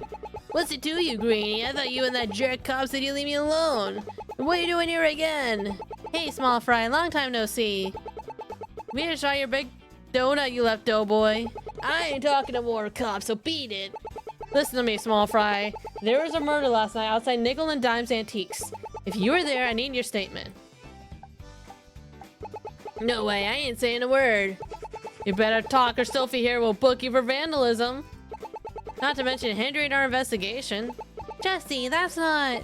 Alright, fine. I'll talk to you stupid cops. I swear I didn't see anything. Bluffing always works with this kid. I don't have much to say. So maybe I did make a donut on the side of that store. But I didn't see anything. I don't know nothing about a dead guy.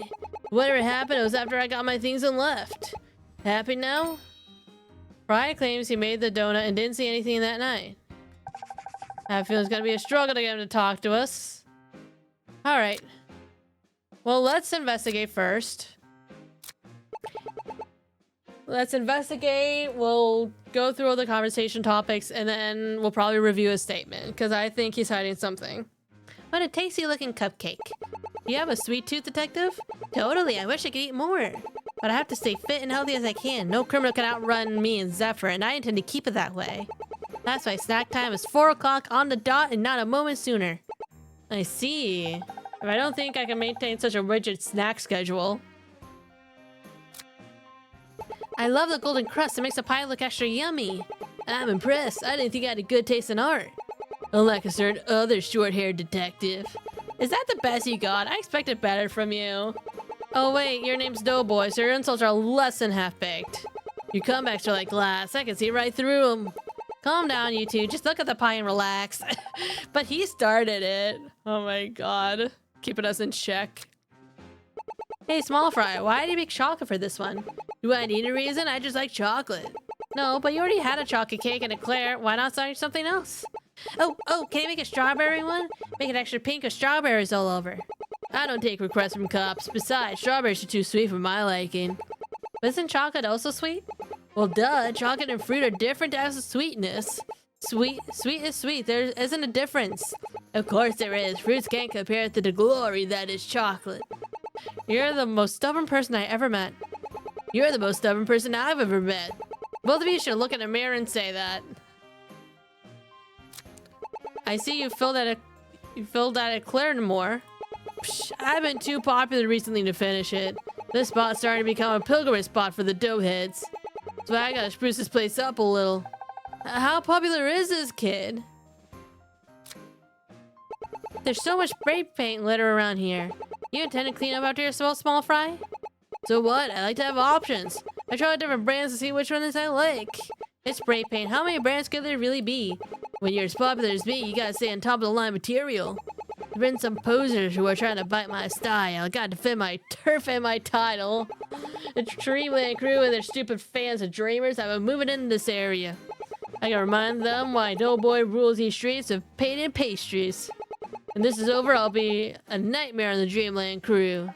Who knew vandalism would be so intense? Alright, oh. Let's talk to him. I see you haven't stopped being a nuisance since we last saw you, Doughboy. Hey, maybe a nuisance of boring losers like you. But my popularity has been soaring online. The doughheads are bigger than ever. I'm a star witness in that orphanage case. My prices are selling like hotcakes. You're certainly not letting it go to your head at all. Hang on, your pieces? How on earth do you sell graffiti?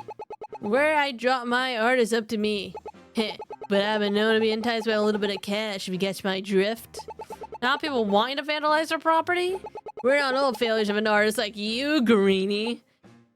Oh my god, that's way too deep of a cut. Hey, be nice to Jessie, Small Fry. She's the one who started it.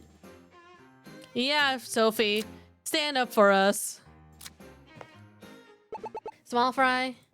Can you stop calling me that? I'm Doughboy. It doesn't fit. You're not doughy enough. But you're small and named Fry, so you're Small Fry. How does a person look doughy? It's not about looks, it's about feel. You know, Small Fry, you should call it Jessie instead of Greenie. She's wearing green, therefore she's Greenie. But what if she decides to wear blue or pink? Then maybe she shouldn't wear green every time I see her. But I like wearing green. So, how have things been between you and Meg? What's it to you, Greenie? Relax, I was just wondering. Well, I haven't really talked to her since that stupid day.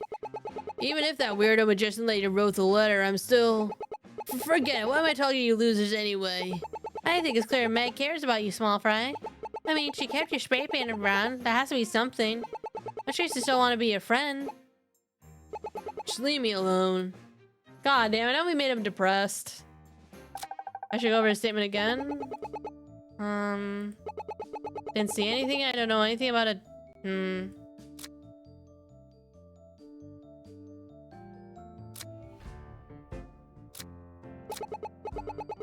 After I got my things and left. Maybe I present his spray paint here? There we go. We already know that's a line oil. You left your spray paint at the scene, still full of paint. I don't think you would just let that there if you weren't in a hurry. I think something scared you and made you run.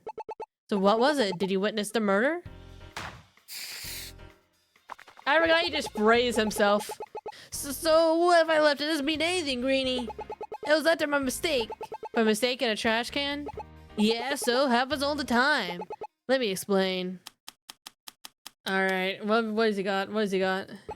So what if I left my spray can there? It happens to the best of us. I was there in the morning anyway, so it must have been in the trash for a while. All I did was the outline, and I was planning to color by tomorrow.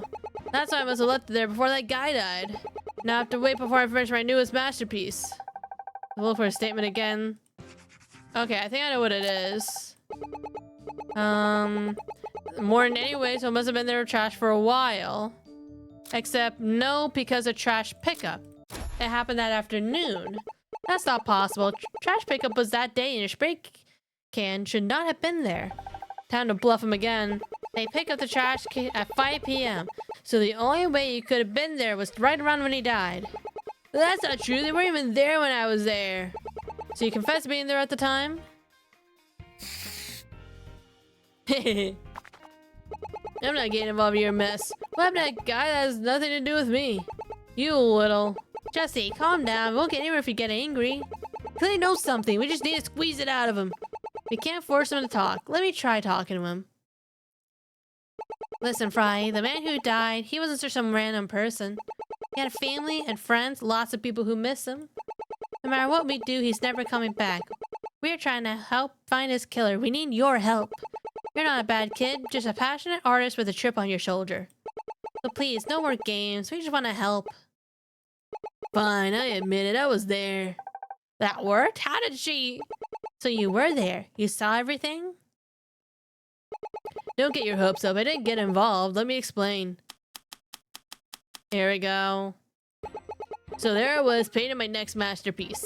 I heard a door open in the alleyway, so I screamed. Well, I ducked around the corner when I peeked out. A pair of guys were standing next to my masterpiece. But I saw one of them pull their gun and stay hidden. Then bam, one gunshot. I wasn't about to be next, so I ran after that. But I didn't report any of this to the police. You saw a man get shot and you did nothing? I was scared. I mean, I figured someone else would report it. I don't like cops. I wasn't about to sit through all your stupid questions. I'd rather just forget it. Never want to see anything like it again. Did you at least get a good look at the shooter's face? Anything can help identify him? Can't tell you nothing. Too much darkness. They were talking about money or something. I heard something about farm animals too. To be clear, did you hear one gunshot? Yeah, but there's another sound. No idea what. Was it another gunshot? I don't know. I was running for my life. How am I supposed to know? Was it or not? This is very important, Fry. Okay, yeah, it was. Now lay off me, alright? You said you saw two of them. Was anyone else in the alleyway before you heard the door? Nope, just me till then. Our culprit came from inside the store. Oh no, that means my dad could be. Don't jump to conclusions, Jesse. We know there are two people who were in the store with Anton, your dad and Harris. Oh right, hold on, let me see if I have a picture. Fry, did the culprit look like this? No way, couldn't be him. He was the one that got shot. Huh? What do you say? Yo, what? Harris got shot? He seemed fine. The guy who pulled the gun, he aimed at the person with a hat just like that. But Harris is still alive. We have to bring him in. He can tell us what happened. I'm gonna quickly write down what he said and head back. Maybe we should take a moment to think about this. Go over what Fry said. But Sophie, we haven't got a clue about who the culprit is until now. He's our only lead. We're burning daylight. I need to head back before he leaves. Jesse, wait. Mr. Newbuck? Hold on. I have to find this. Can I help you, ma'am? There is an eyewitness who claims he saw two people walk out of the store last night into the alleyway. One of those people pointed the gun at someone with a hat like yours. You're hiding something, Harris. What happened last night? A witness, you say? You're surprisingly fast when you're in a hurry. Detective, is it true someone saw me? It is an eyewitness who we know is in line. What happened last night? Did you kill Anton Chambers? You're barking up the wrong tree, partner. I got nothing else to say. Then we have to bring you back to the station for questioning. There. You can get you a public defender and continue our conversation. Finally, we're getting somewhere. Mr. Newbuck, don't tell me you killed Anton. Ferris, please help a partner out. I swear on my mama's grave I didn't kill nobody. I don't got money for a lawyer, and you're the only one I know, please. I'm not a defense attorney. Why would you want me? If I had to put my life in someone's hands, I want it to be someone I know. Detective, can I see the evidence? I suppose it can't hurt. Mr. Newbuck, if I may, I want to take your case. You do? But didn't you just meet him today? Well, I'll be. You believe I'm innocent? there's something in the evidence that I want to see for myself. I'll meet you at the station. Now she's our enemy again. Great. I think I see I have a theory. Me too. I'm starting to think that maybe he didn't do it. Like he's being like set up to be the person. But I still think he's the escaped convict. And I think he was holding on Anton, so Anton tried to kill him. But I think someone else killed Anton. That's my earlier theory. Come on, Jesse, that's a good thing. Now here's just a new public defender. It's almost less paperwork for you. There's no time to waste. Let's get back to the station. Thanks to Fry's help, we finally started to form what happened last night. While on the way to the station, I kept thinking what Ferris said. I looked over the evidence again and again, not knowing what she saw. Then we got back to the station. I gave up, decided to go in head first. Part 1. Okay. In this case, I'm going to take a bit of a stretch break. I'll run some ads in the meantime, and then when I come back, we will continue. I think this is the first time something has said part 1. So that makes me think there's a lot more to the story, and I don't think he did it. He's still the escaped convict. I don't think he did it. But I think the game is setting it up to look like he did it, because before, when we had the suspect, that's who it was, or they were in the room. Okay, I will be right back in a little bit.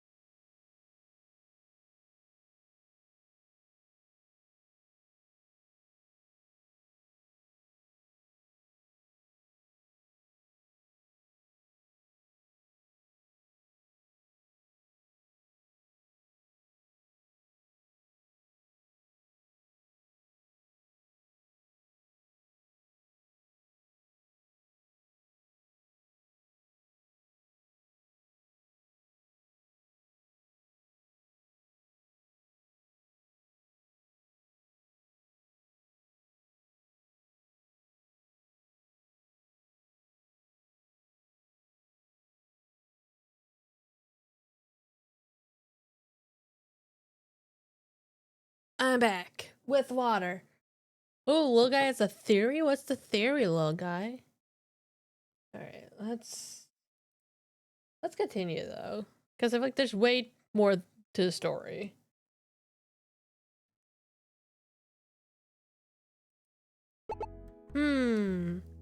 Yeah, I do welcome theories.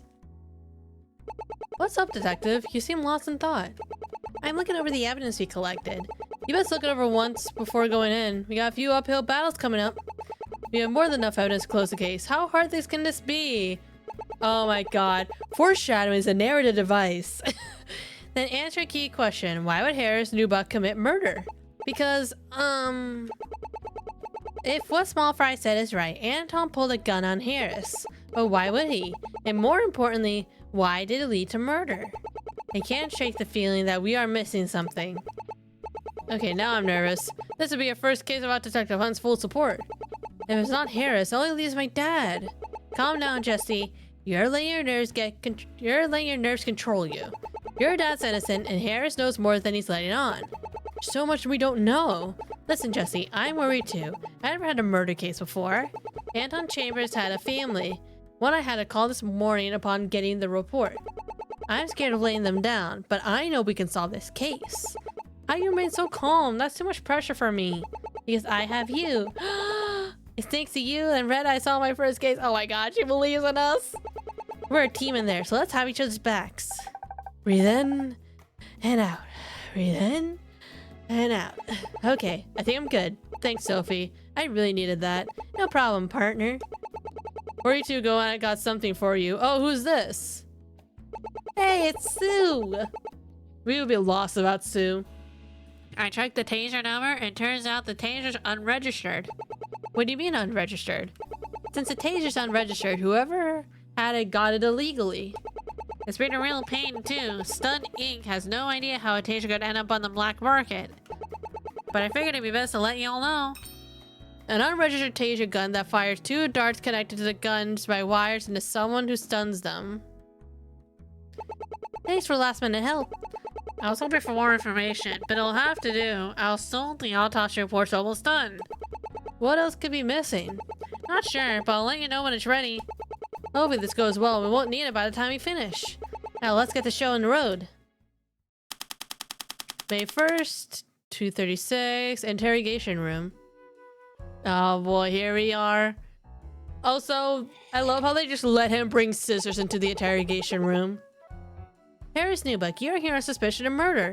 We have an eyewitness saying no one else is in the alleyway except Anton and the culprit. How do you plead? Having looked over your evidence, your eyewitness account is lacking in detail. Not to mention, he claims that Anton put a gun on my client and was only able to recognize him by a hat. If you want to hold my client here, then I demand more proof. In that case, Mr. Newbuck, did you walk into the alleyway with Anton Chambers? I keep saying. Mr. Newbuck, not another word unless needed. These two will twist your words against you like a snake on a vine. If you won't let them talk, then explain to us what happened. Certainly, this will be over before you know it. Alright, here we go. The real battle. My client had no reason to leave by the alleyway when the front door was an option. The side door was closer to the exit. Maybe he thought it was faster. But he entered by the front door, so he would likely have left it by the same door. Maybe he wanted fresh air. He was inside the building the whole time. But the alleyway is filled with trash. There's better air in front of the store than at the park. This debate's gonna end in circles. I better drop this and move on. He would have walked out the front door of the store. No one would know. I mean, the camera would know, but I'm still gonna question everything. And why would no one notice? Simple. Your dad left first. No one was in the front of the store. Luna was in the break room cleaning, and Anton isn't around anymore to tell us where he was. That leaves you any options. Let's cover everyone. How else can I prove they went out the side door? Ashmith would have already left, leaving Anton and Luna in the back of the store. And why couldn't Harris just leave by the front of the store and then enter the alleyway? Your witness said both people entered the alleyway from the side door. If you had taken everything your eyewitness said, then why didn't he mention someone coming in from the street? That's true. Can't cherry pick whatever we want from Fry's statement. How Anton Chambers ended the alleyway afterwards is beyond me, but it didn't involve my client. There's a possibility they talked and Harris and Anton got in the alleyway. So you say my client set this up to murder him? Well, maybe. But maybe won't cut it. If you want to hold my client here, you'll need something stronger than maybe. She's right, I'll stick with the facts before I start accusing Harris of anything.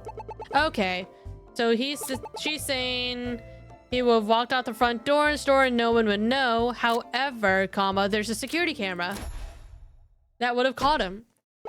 Mrs. Eubank, he said no one would notice. But we don't need a person.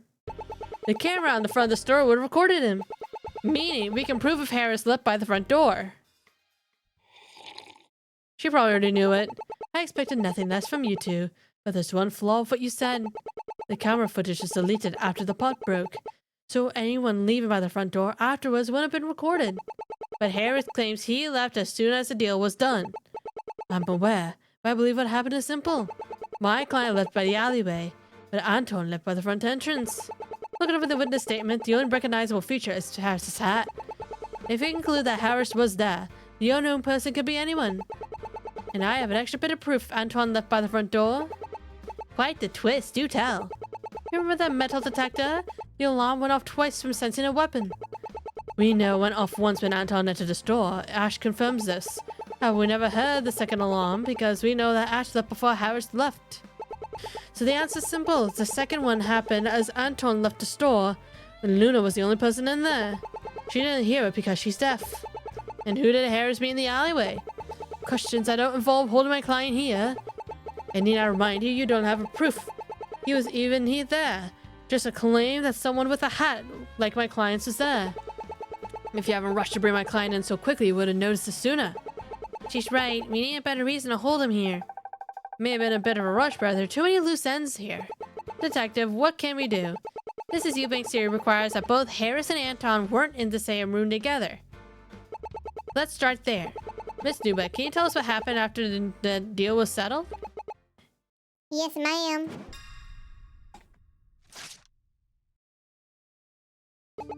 As y'all know, Anton and I never met till last night. As I know, it was just some fancy pants. Oh, hold on. What the fuck did I press? Oh, okay. Okay, I forgot I could question as I can go. So you never met him before? In person or online? No, ma'am. I wasn't in spitting range of him before last night. That's quite a colorful way of putting it. We want to find any connections between Anton and Harris. Truth be told, we had trouble finding much from Harris beyond the last few years. I think it's safe to say they only met last night. Mr. Newbuck, please continue. As I knew, he was some fancy pants businessman, nothing more. Didn't Luna tell you about a second buyer before last night? Wouldn't you want to know more about him before meeting him? No, ma'am. Didn't think it was needed. I'm more charmed than a rabbit on moonlit night. That's all I need. With a smile like yours, I'm sure you can swoon all the lassies. Is this really what it takes to win a girl's heart? I don't see the appeal. I've never been one I never been one for small talk, so I left after the meeting. Maybe Justina doesn't see the appeal because she already has her eyes on Sophie. But that's just me. And where did you go after the meeting? I went home for a well-earned victory. I finally had the place of my dreams. Had a small celebration for a job well done. Friends and family were there. If we need to verify what he said, I'm sure he can contact anyone at his party. And it makes sense for him to leave the store immediately. My client already won the bid. He had no motive to say and talk of Anton. And what if Anton wanted to speak with him? He didn't lose the bid after all. Maybe convince Harris to drop his offer so he can get the store. Mr. Newbuck, would anything Mr. Chambers say convince you to give up the bid? No, ma'am. Not even a blizzard colder than a politician's soldier after election season could stop me. There you have it. Harris had no reason to speak with him. And if Anton wanted to change the results of the bid, he wanted to protest the bid, he would have gone straight to Luna. And why would he try to convince Luna only after the bidding ended? Luna didn't officially have the store till her birthday. There was still time to change her mind. And if she was able to change her mind, Harris couldn't stop her. That makes sense, but we know he didn't, so why? Okay.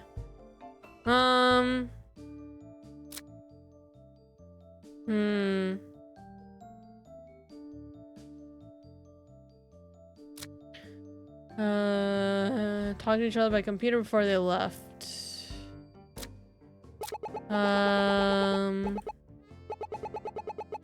So he left after the meeting, but Luna said that they were talking by the computer afterwards. There we fucking go! We're cooking! That's not completely true. There's one thing that happened before you left. Luna says that she saw you and Anton talking around the computer. That's quite a detail to leave out. I did see that Luna claimed to have seen them.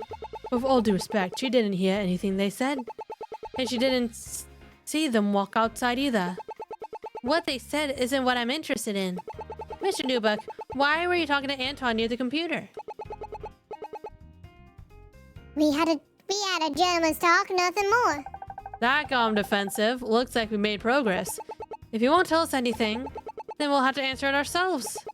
Now you're full of hogwash. How can you prove such a thing? Well, get on with it. Then I will. Here's why you were talking to Anton by the computer. Why were we talking to Anton by the computer?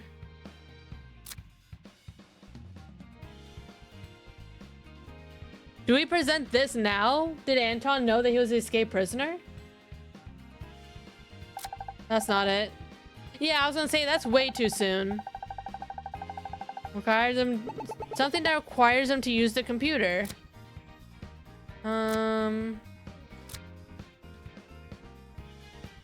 Oh, flash drive. There's a flash drive. Oh yeah, because Anton had a flash drive on him. The flash drive. Anton would need a computer to show Harris. There's something on it that he wanted you to see. Something you want to hide. Oh, we're getting closer. Mr. Newbuck, is there something you would like to tell us? My client has no need to answer that question. But if Luna saw him with Anton, Harris is the last person to see Anton alive. She's right. If he truly is innocent, then his account of seeing Anton is important to solving the case. Meaning Harris' statement. Fine, but I'll make it quick. Alrighty. Here's Newbuck's statement around the computer. Anton called me over to congratulate me on winning the bid. And was there anything suspicious about him? Nothing suspicious. Gave me a gentleman's handshake and everything. What's a gentleman's handshake? A handshake used by a man to seal a contract, agreement, or deal. I take it mean to say he accepted your win? Yes, ma'am. You wanna know why? He was moved by my speech on being able to become a small business owner. What did he say that moved him? It was simple, really. It went something like this. Ever since I was a lad, my mom and pa worked tirelessly for our family. Woke up at the crack of dawn to make enough. I think I see the picture. Let's move on. He said Eubank Investments is going to withdraw from buying the store. And he was being honest about withdrawing? He was as true as the morning sun. Guess there isn't much else to say. The computer just happened to be there. Ain't got nothing to do with it. What was that computer used? Was that computer used at all last night? Anton had some fancy data to show us. It kind of flew over my head. Of course, none of which could win him the bidding. That was the only time he used the computer that night. Can't exactly disprove that. I gotta find another flaw in the story. Okay. He was moved by my speech. He's gonna withdraw. Okay. So probably something that proved that he wasn't going to withdraw from buying the store.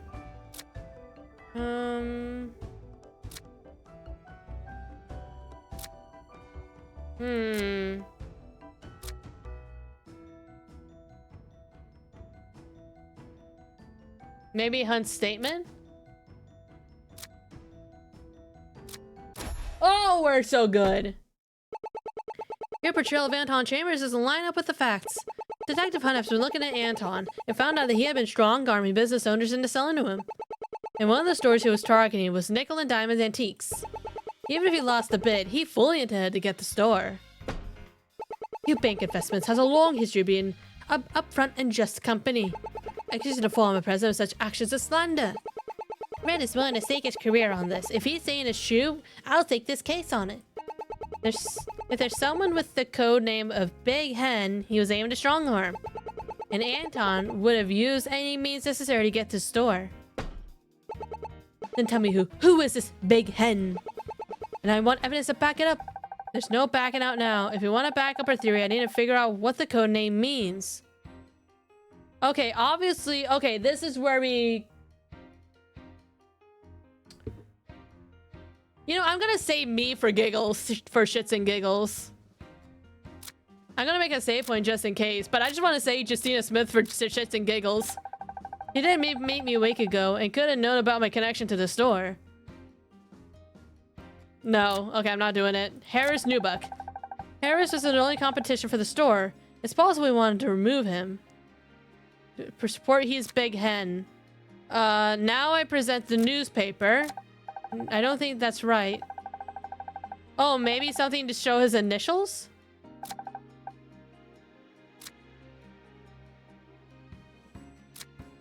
Where does it say his initials?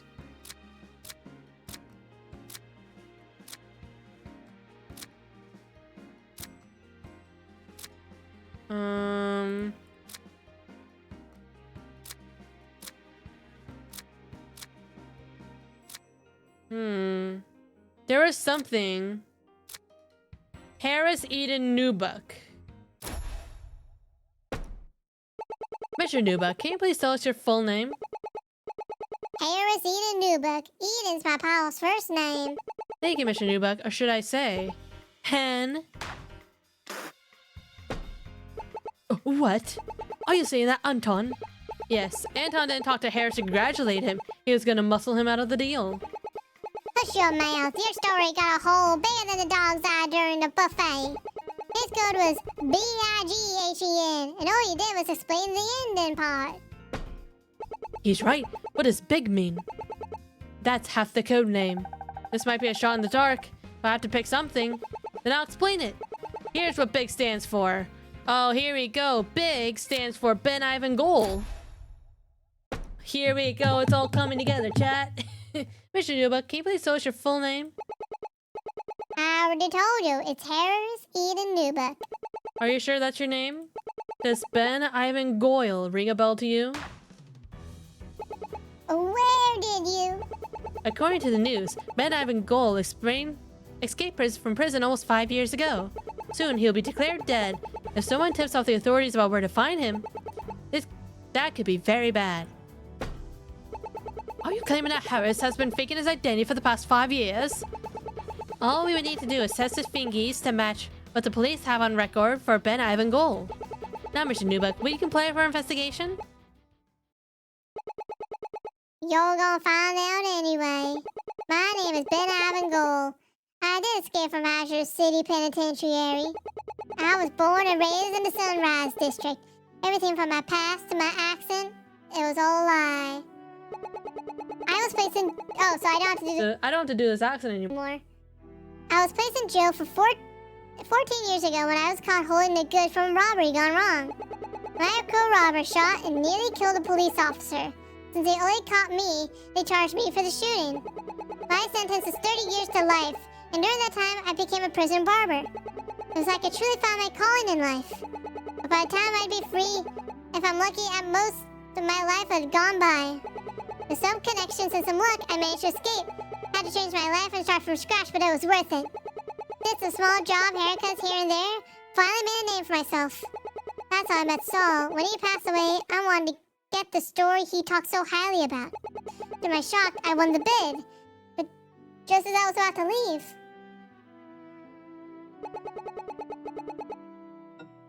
Mr. Newbuck, before you leave, may I have a moment? I reckon I got a moment to spare.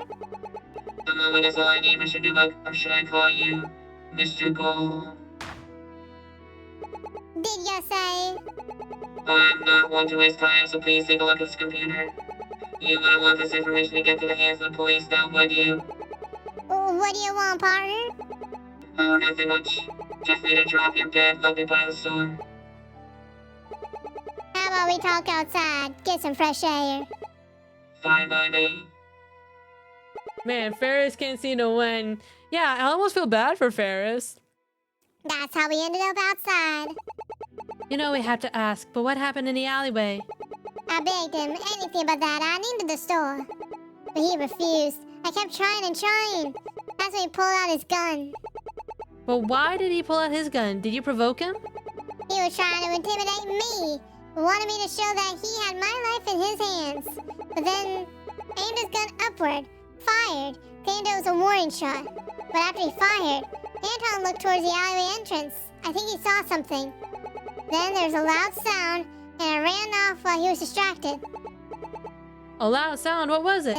I don't know. I was too busy trying to escape. If he was gonna fire one shot, he may have fired more. I swear I didn't kill him. I don't know how he died. Harris, you were the last person to see him alive. Do you expect us to believe that? My client only wanted to hide his past. He had no motive to kill Anton Chambers. Anton knowing his secret is exactly the motive we need. Kill Anton and the secret doesn't get out. Then how did I do it? What did I use to shoot him? You still don't know anything about the murder weapon aside from being likely a gun. And let me explain why it couldn't be me. Alright, is this when we say that he was the one that owned the taser gun?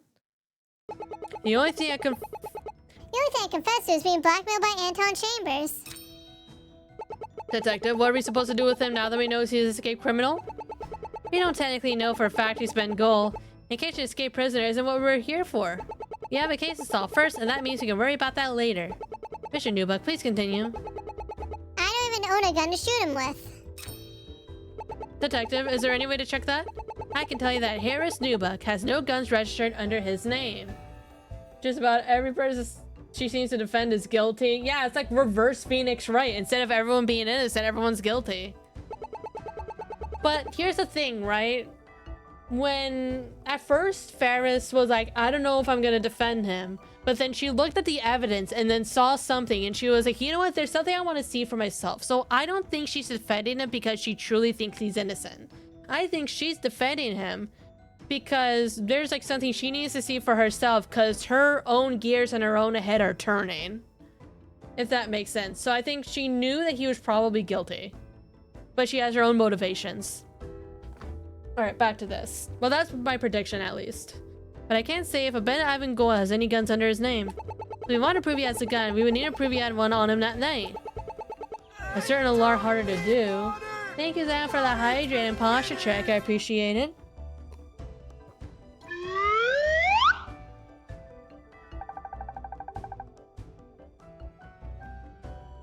Better look at my evidence just in case.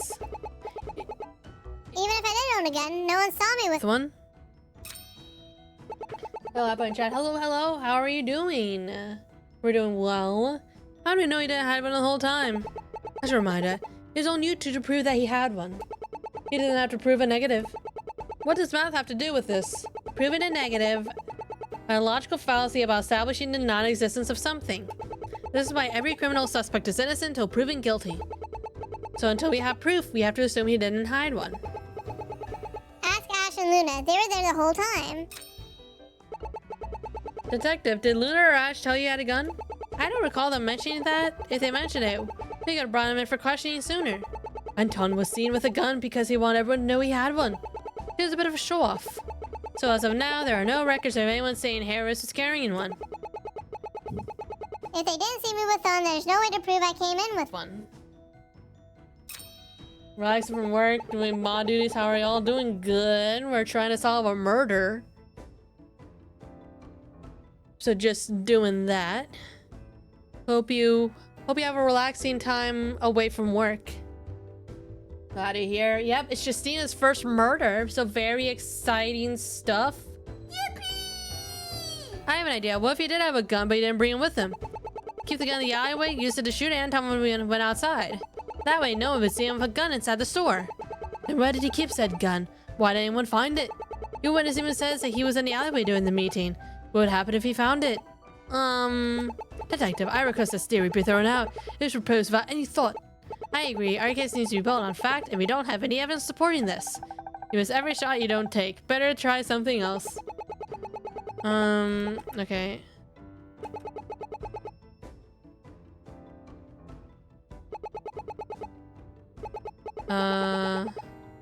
Maybe the taser?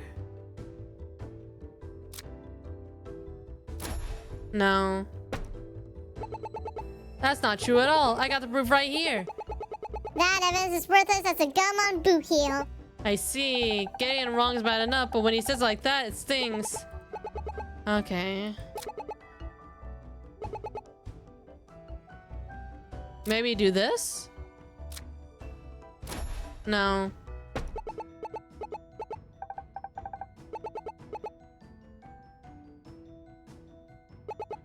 Maybe we do this. And we present the confetti. No.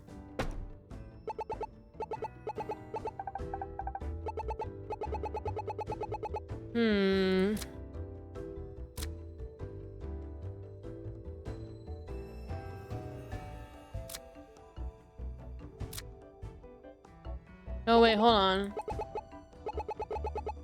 What if we do... There's no way to prove I came in with one. But the security detector... There we fucking go. I'm not stumped. There's a way to know if you had a gun when you came in the store. The metal detector, it went off twice last night. But we already know why. It's when Antoine entered and left. But you just told us he walked out of the alleyway with you. How could he have triggered the alarm twice? Neither Luna nor Ash carry any guns, so it couldn't be them. Then how come Ash only heard it once? I need to answer this. There's going to be one reason my dad didn't hear anything. I know why. Here's the only way Ash didn't hear this sound, the second alarm in the store. Probably the break room walls, right? He was in the break room at the time. It's soundproof enough that the alarm wouldn't travel there. And what proof do you have that he was there? We can ask Luna and Ash where they were when Harris arrived.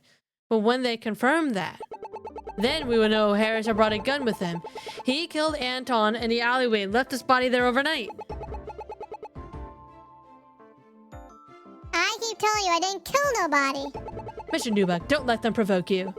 I can't believe you're still defending him. He's clearly hiding something. You all know it. I'm defending him to find the murderer. In case you forgot, being in the alleyway isn't proof of murder. He killed your friend, got my dad as a suspect of murder, and you still defend him? You're acting no different than you did the last 2 times. Justina, take a walk outside with me. Now. Ah, yes. She needs to tell us to calm the fuck down. Might you tell me what happened? Sorry. Sorry isn't good enough. What happened? I got carried away. I shouldn't have gotten angry. Anger aside, you can't attack the lawyer. Mrs. Eubank is doing her job, and what you said crossed the line. I need to act like a professional. I'll be professional. Listen, I get this case is more personal than our previous cases together. I want you to stay, but one more outburst like that, I'll remove you. I understand. I'm sorry. If you want to apologize, do it to the 2 inside. Are you calm enough to go inside? Yeah, I am. Thanks, Sophie. Yeah, shout out to Sophie. Honestly, even though she's like the quote-unquote rookie cop, she's doing so much babysitting right now, and that's appreciated. Like I said, we're partners in there. I expect you to do the same if I act that way. Let's get back inside. Hold on, before you go. Oh, who is this? Miss Earl, did something happen? Before you do go back in there. There must be something oh, this is Ferris.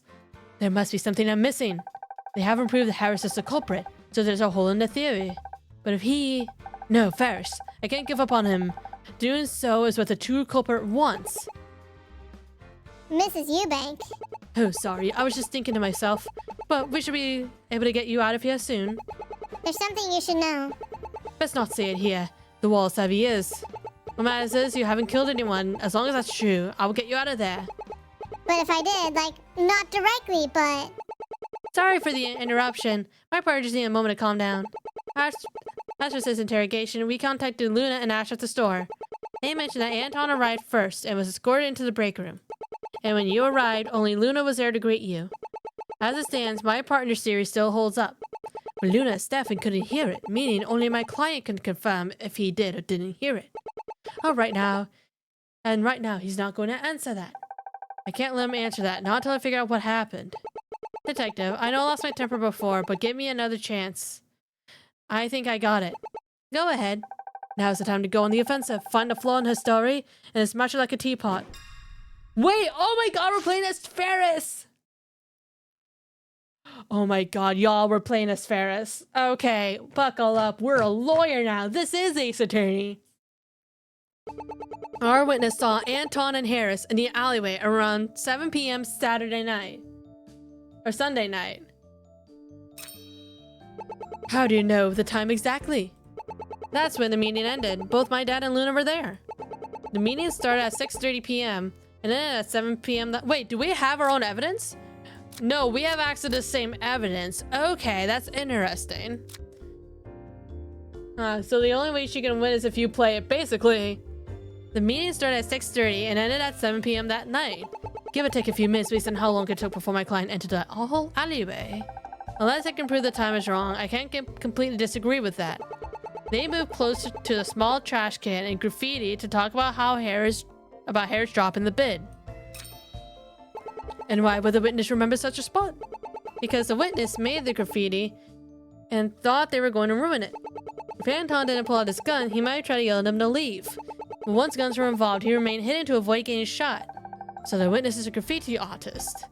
If they cared that much about their work, I doubt they would mistake it, but to keep that in mind. Anton pulled his gun out on Harris as a means to threaten him. How do you know that they saw it? Everyone knows what a gun is. The shape can't be mistaken. But they only saw it for a moment, right? Well, yeah, if the witness kept looking at them, the culprit may have looked back. But they clearly didn't see a finger gun being pointed. So they only saw Anton pull a gun, but not Harris. They didn't see Harris pull his own gun out. And that's good for our case.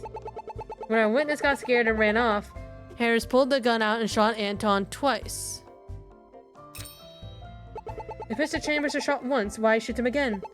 A shot in the abdomen wouldn't be lethal, so if he was shot there first, the second to the heart would be lethal. Why not just shoot the heart first? I don't know. Shooting one bullet's risking enough. Why risk a second one? If Harris needed to get away, an abdomen shot would have been enough. A question we can answer later. Better get Harris off the hook first. After shooting him in the alleyway, Harris left the body there until my dad found it this morning. Why would he leave the body there? Why would we want to hide the body? Between his missing wallet and keys, this clearly staged to be a robbery. He didn't want us to find the body and go to wild goose chase for the true culprit. Don't cry in my ear and tell me it's raining. I knew nothing about this robbery nonsense till today. He's so angry he put his accent back on. Why would the culprit stage a robbery? In case he might get more and more suspicious. Okay.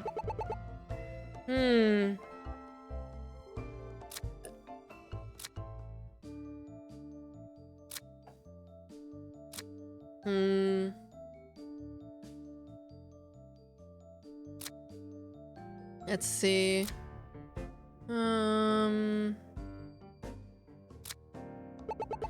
Move closer. As a gun, I mean to threaten him. Gator ran off. Pulled his gun out and shot Anton twice.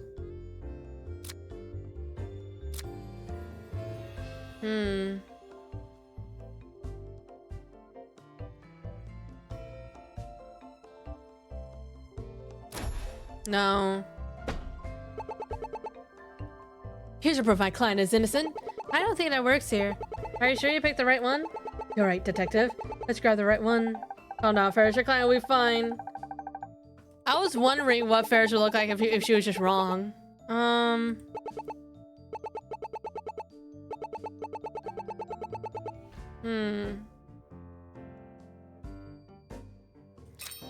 no, I didn't mean to do that.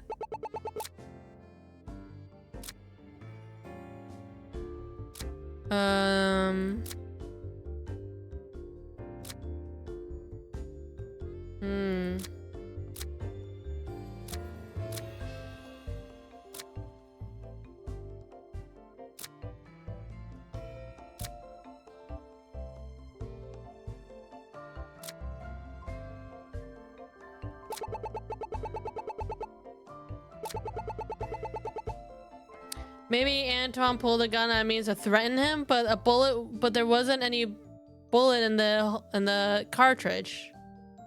Maybe that's it. No.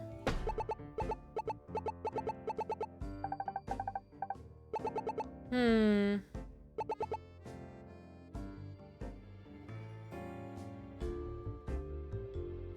There was one bullet in there. No, I don't think so. There wasn't. The chamber's currently empty, right? There isn't a bullet in there.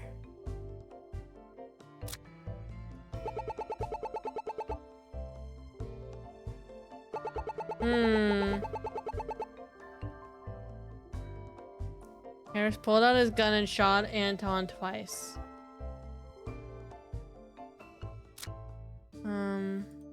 Maybe his statement where he says he doesn't own any guns?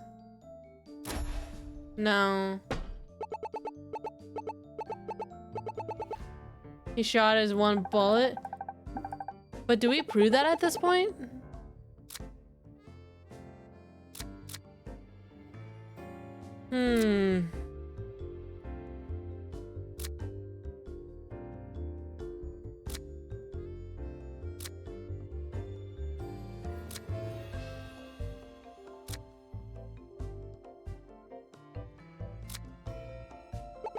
Maybe I used the taser gun? No. It's a struggle as Farish, right? I don't know what...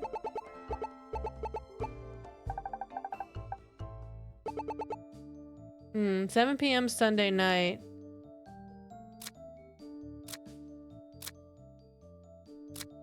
Is there anything here that mentions a time?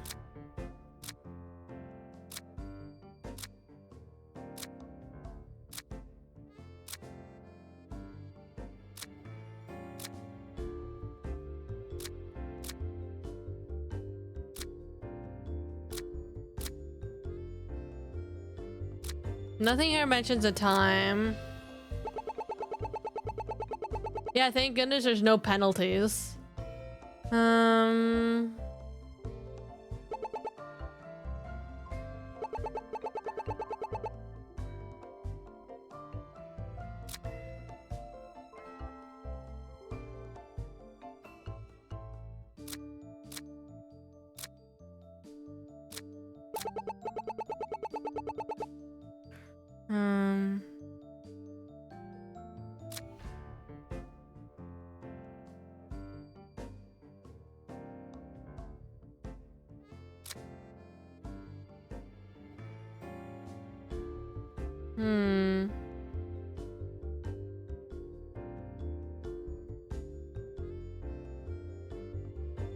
Heard but didn't see a gunshot. Oh, I didn't mean to do that. If their witness is honest, then Justina must be forgetting something. This is a lot harder for anyone to bounce ideas off. I'll use my own Justina. Okay, so then Justina's forgetting something, so we're...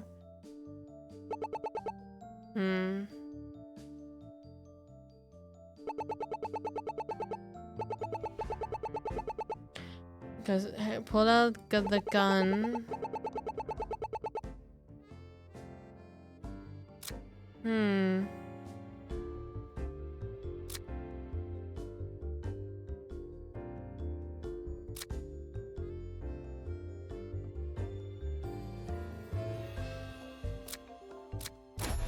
No.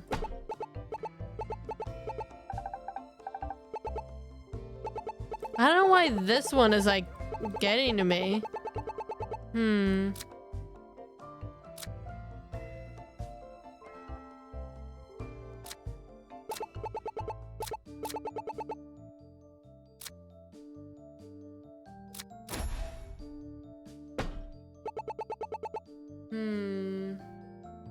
Oh boy, the burb is here.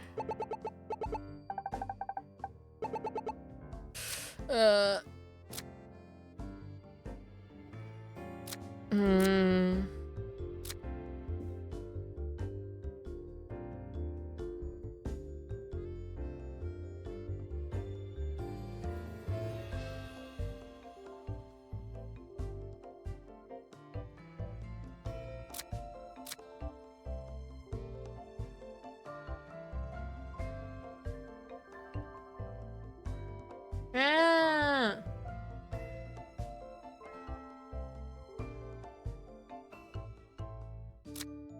Oh wait, hold on. Maybe after shooting him in the alleyway, Harris left the body there until my dad found it in the morning. But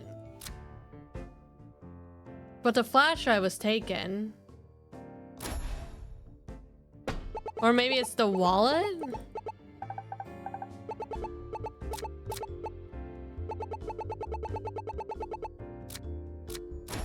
No, I thought maybe that would be it.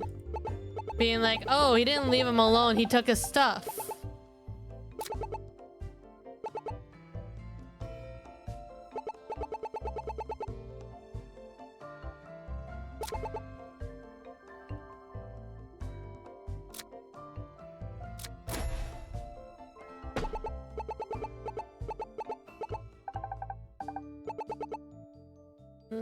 Okay, witness on Sunday night.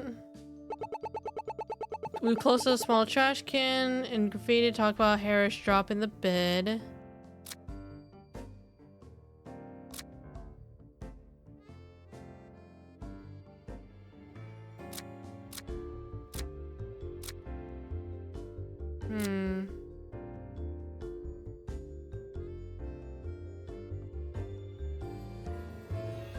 Where they left.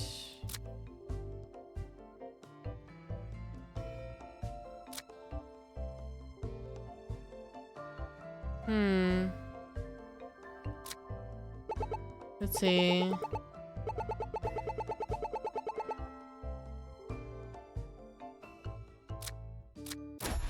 Oh, I literally just guessed.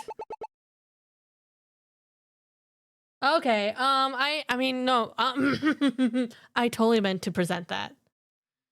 Sorry, Justy, but you weren't paying attention. Hey, that's Detective Swift's nickname for me. Yeah, only the GF gets to call me Justy. I'll allow it. It's too good of a nickname for only myself. What's wrong with your theory? Remember the crime scene from this morning? A body was found in the center of the alleyway, not near the graffiti. Oh, that's a good point. Oh, I see. If Anton was shot and fell, his body would have been where a witness saw them. Exactly. That's why Justina's theory doesn't work. But he could have shot Anton and moved his body. What matters is that he shot him. And what reason would he have? As far as he knew, no one's around. If he wanted to hide the body, he would have pushed it in the dumpster. In fact, I think there's something else that happened by the art and small trash can that would explain this. Then go ahead. Here's what will tell us what happened next to the art and small trash can. The confetti? Confetti. You found some next to the trash can, correct? Yeah, so? On its own, it doesn't mean anything. But when you combine it with this evidence, the confetti gets a whole new meaning. Probably the preliminary report, right? Because it said 2 puncture wounds were found on his chest. So that was probably the taser.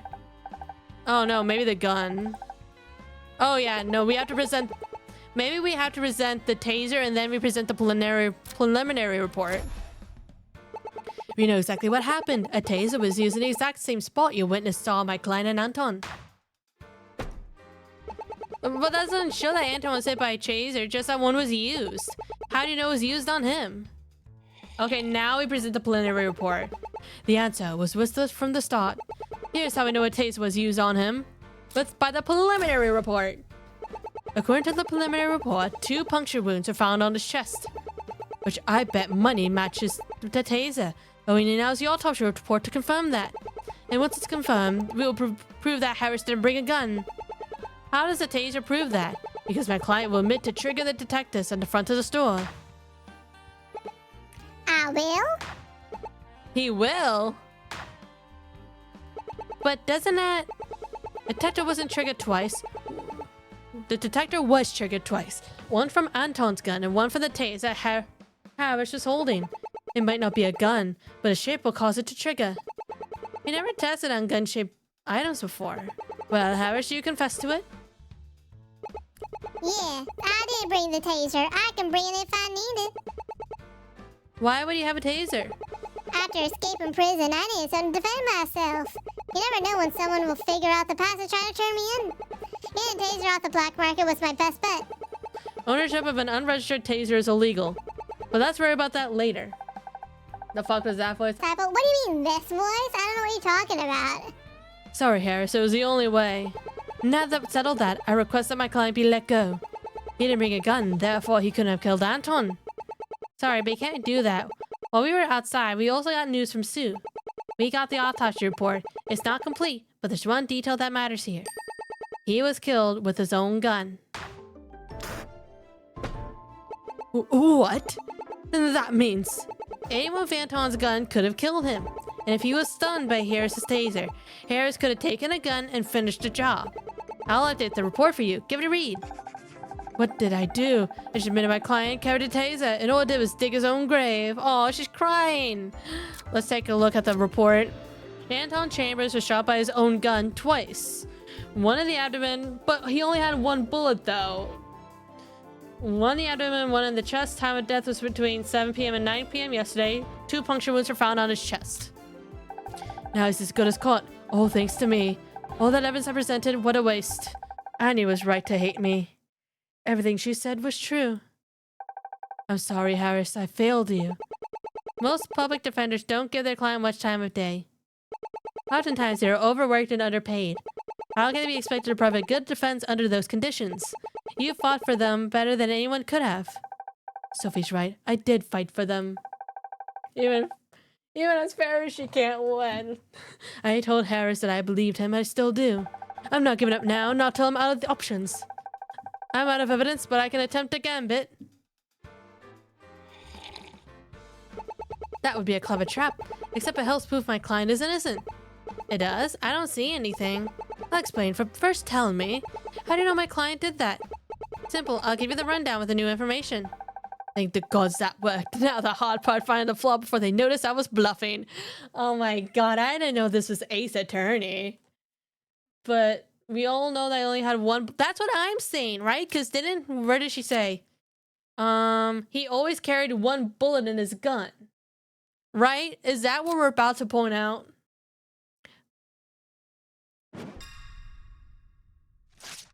Why did none of them remember this? I don't know. I guess we're gonna get to it. Stealing the gun. To set the scene, Anton had pulled his gun out on Harris. As a reminder, my client said that Anton only fired a warning shot to threaten him. And where is that bullet? If Anton did fire it upwards, then based on the height of the buildings, the strength of the gun, and the location, finding such a bullet could be impossible. There's too much ground to cover to find a single bullet. Best to depend on what we know to solve the case. And Harris had the chance, he tased Anton. Anton was only trying to intimidate my client. There was never a reason to tase him. If someone pointed a gun at me, even though they weren't gonna fire, I would still be scared. I must have been a life or death reaction. It was. That's all I did. I only wanted to keep my life, not take his. I believe you, Harris. That's all. I'll prove you're innocent. Now I just have to figure out how. Anton then fell to the ground, which gave Harris time to steal his gun. And why would my client do that? If you wanted to kill him, couldn't he have taken his gun earlier? In case you forgot, you told us earlier Anton doesn't allow anyone to get close to his gun. How would someone take it aside from stunning him? I don't have an answer yet. How could someone do it? Perhaps I should rethink this case from the ground up. What's something we all take for granted? That's when Anton shot Anton twice of his own gun. Well, one shot would have been enough. Why fire a second one? It could have been a mistake. He could have been too scared to think properly. Too scared to think properly, but still able to grab his taser. I don't buy that, but I can't disprove it. I'll move on. Once finished, he ran off of Anton's wallet, key, gun, and flash drive. His keys were missing. What about a car? We cannot find Mr. Chambers' car, so we believe it was stolen. And there's a flaw in your theory. My client drove his car to the store. How can we drive that in another car? I know, drive one car, take the bus back, drive the other. Perfect way to make sure both cars are moved. If the culprit did take his keys, then they would have to know how to drive a stick shift. Another mystery to add to the pile. Okay, what if I do... He shot Anton twice of his own gun. But then we do... Anton always carried one bullet in his gun. There we go. What we've all been saying from the start. Detective, I think you're forgetting what I told you today. Anton only carries one bullet in his gun. If my client shot him once, he couldn't do it again. He did say that, but we had no way of verifying that he did so last night. We can only conclude that he had 2 bullets in his gun. I've known him for years. He wouldn't bring a second bullet. I refuse to believe that. And why did our witness hear 2 shots? I already said he fired 1 shot in the air. That must have been the first shot. But Mr. Eubank is right, and Anton only carries 1 bullet. That doesn't explain the second bullet. Then the answer is simple. A second bullet was never fired. But our witness says they heard 2 shots. This might be a shot in the dark, but I have to say it. Your witness only confirms a second gunshot after you pressured them. That's why it's not in the official statement. You were leading your own witness. They were trying to run for their life, so they weren't giving it their full attention. In fact, my client even said he couldn't confirm what the second sound was. It's true. All I know is that it was loud and nearby. Then I will give you a chance to prove it. What was the loud sound our witness must have heard after the first gunshot? Maybe the taser? Here's my proof of the loud sound. I don't see how that answered. Okay. I'll try. She's like, my hand must have slipped.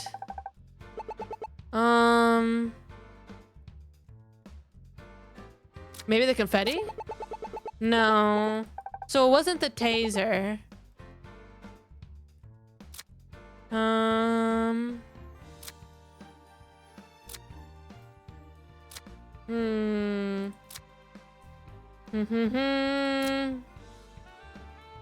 Trash day?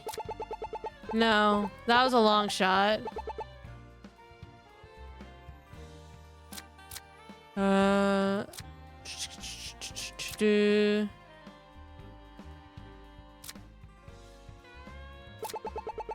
No.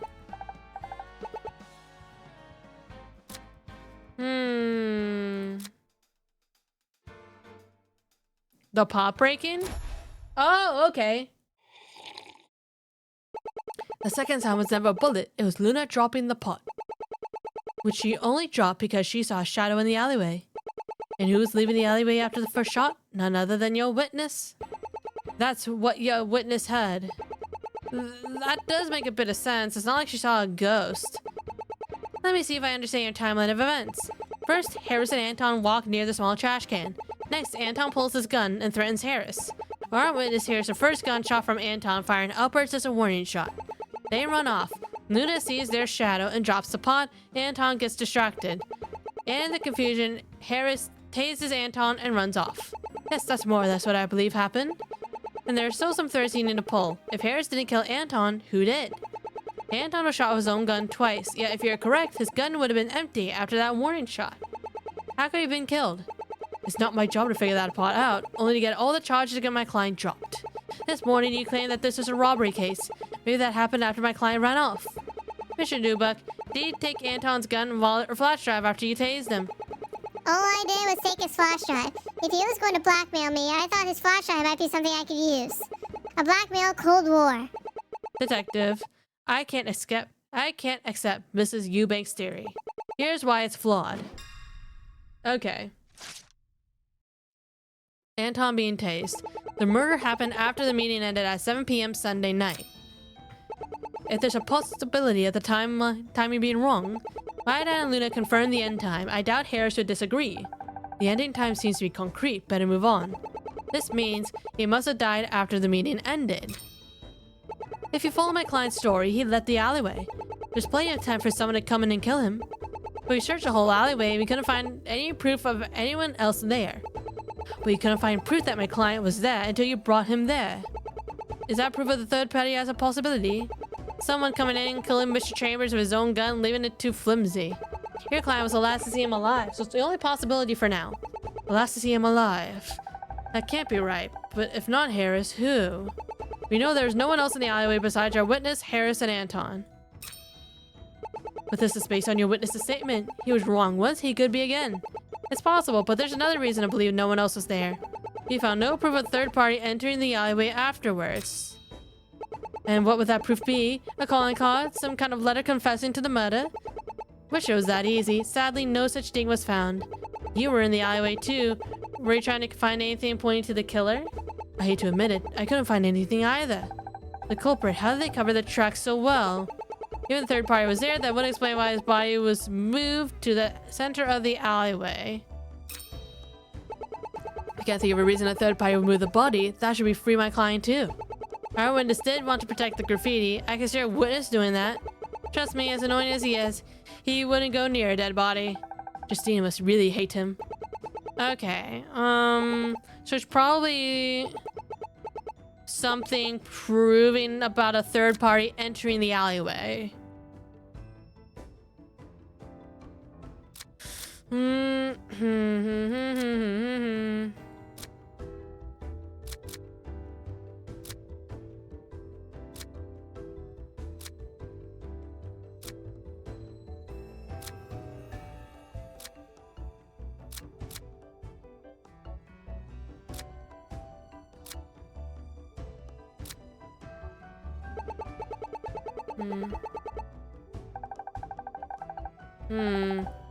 As a middle, the very idea that he died in the alleyway right after the meeting. Okay, so it's saying maybe he didn't die in the alleyway after the meeting?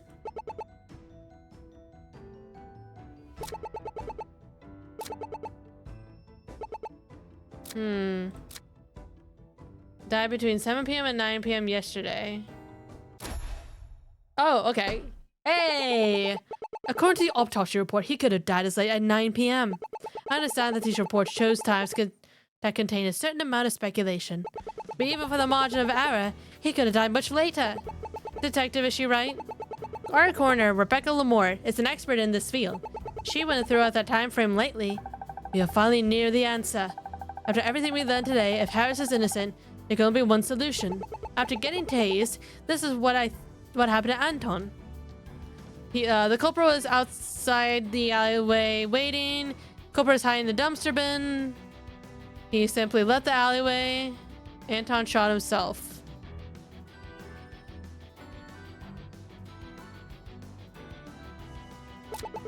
As tragic as it seems, he was the only person in the alleyway at the time. He must have pulled the trigger himself.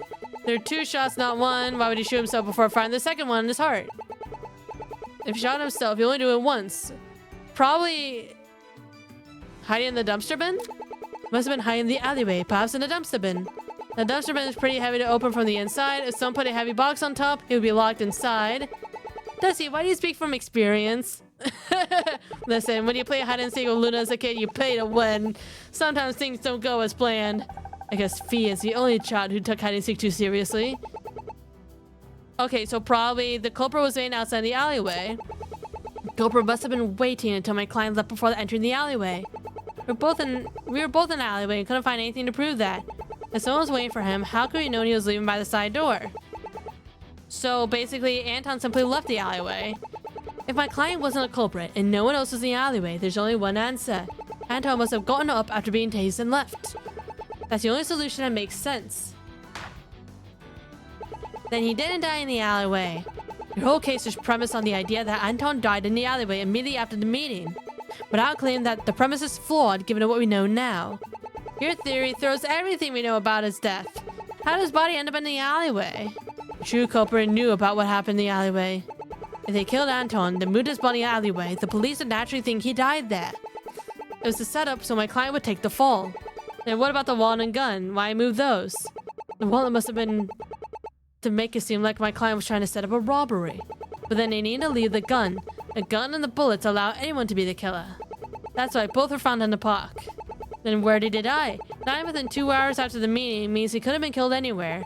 I can't say for certain, but I do know where to start. There's one piece of evidence that can tell us where he might have gone.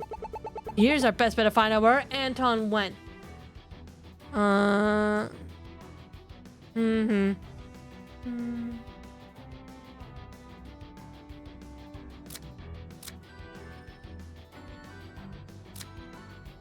Maybe the fact that the gun was found in the park? No. How's this? His actions yesterday.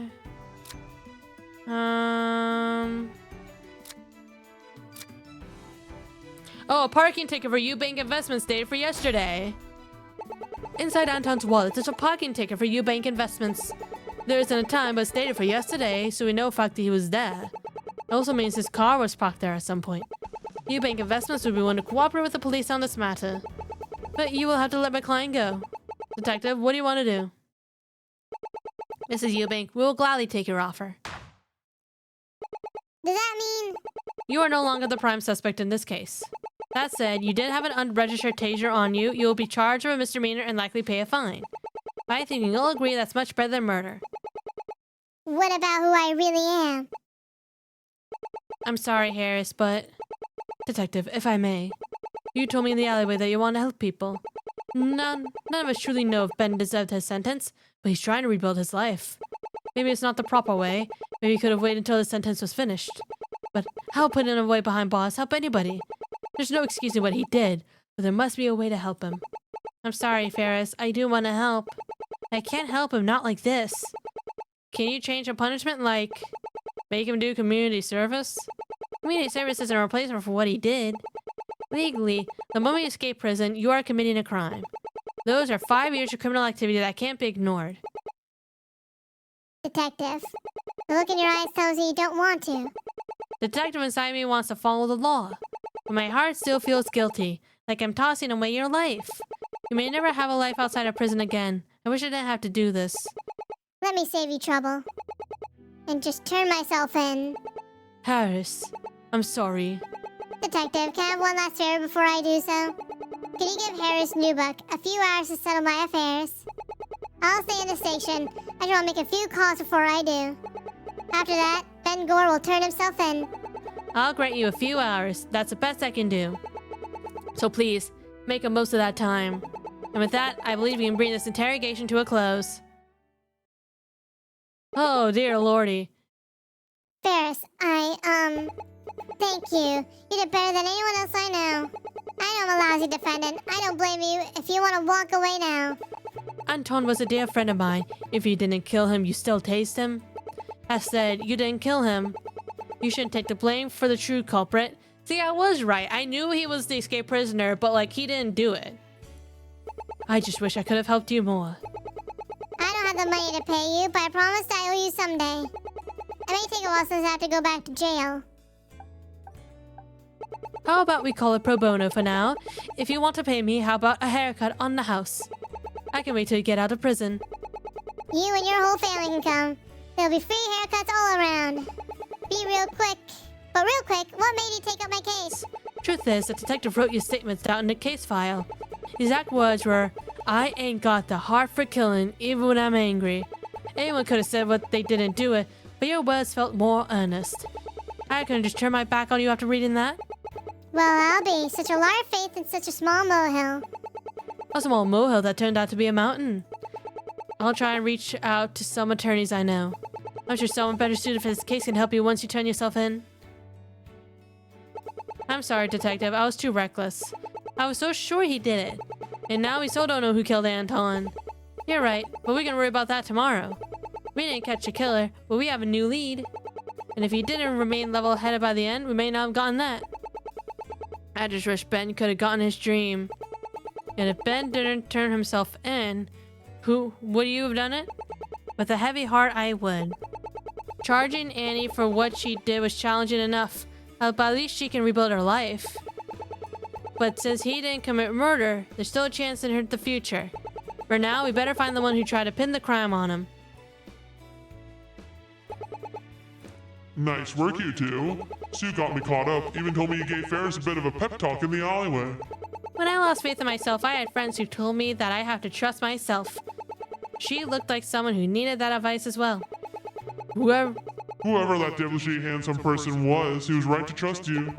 And Justina, I was also told of you losing your cool. If Detective Swift didn't calm you down, pushing a witness hard could lead to being fired. I know it's easy to get caught up in the moment, but taking a step back is important. Yes, sir. I'll do better next time. But anyway, we still don't know who the killer is. We barely know more than we did at the start of today. I think it's best to sleep on it tonight. You don't want to overwork a single case. He's right, it's getting late, so we can start investigating tomorrow. Fair enough. It's been a long day. I had to stay in the office a couple of hours to catch up on my work. I didn't finish, but at least I did enough to keep my job. And the next day was certainly a day I wouldn't forget.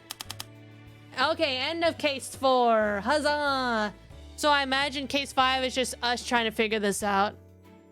I swear to God if Justina's father did it. Alright. So I think combined with the fact that we finished case 4, my voice is starting to kind of lose a little bit. And I have work early in the morning. I think I'm gonna call it. I think it's a good natural spot. Thank you, thank you. And then next week, we'll finish the game. Thank you guys for joining me. I very much appreciate it. I'm gonna raid Styx because I heard down the grapevine Styx is having his anniversary stream. So let's go do that. But yeah, we're finishing this next week, and then Saturday we'll be starting Sherlock Holmes Chapter 1. Very excited about that. But hope you guys have a good time. In the meantime, no, not the violence for the road. Alright, I'll go. I get it. Alright, see you later, guys. Bye.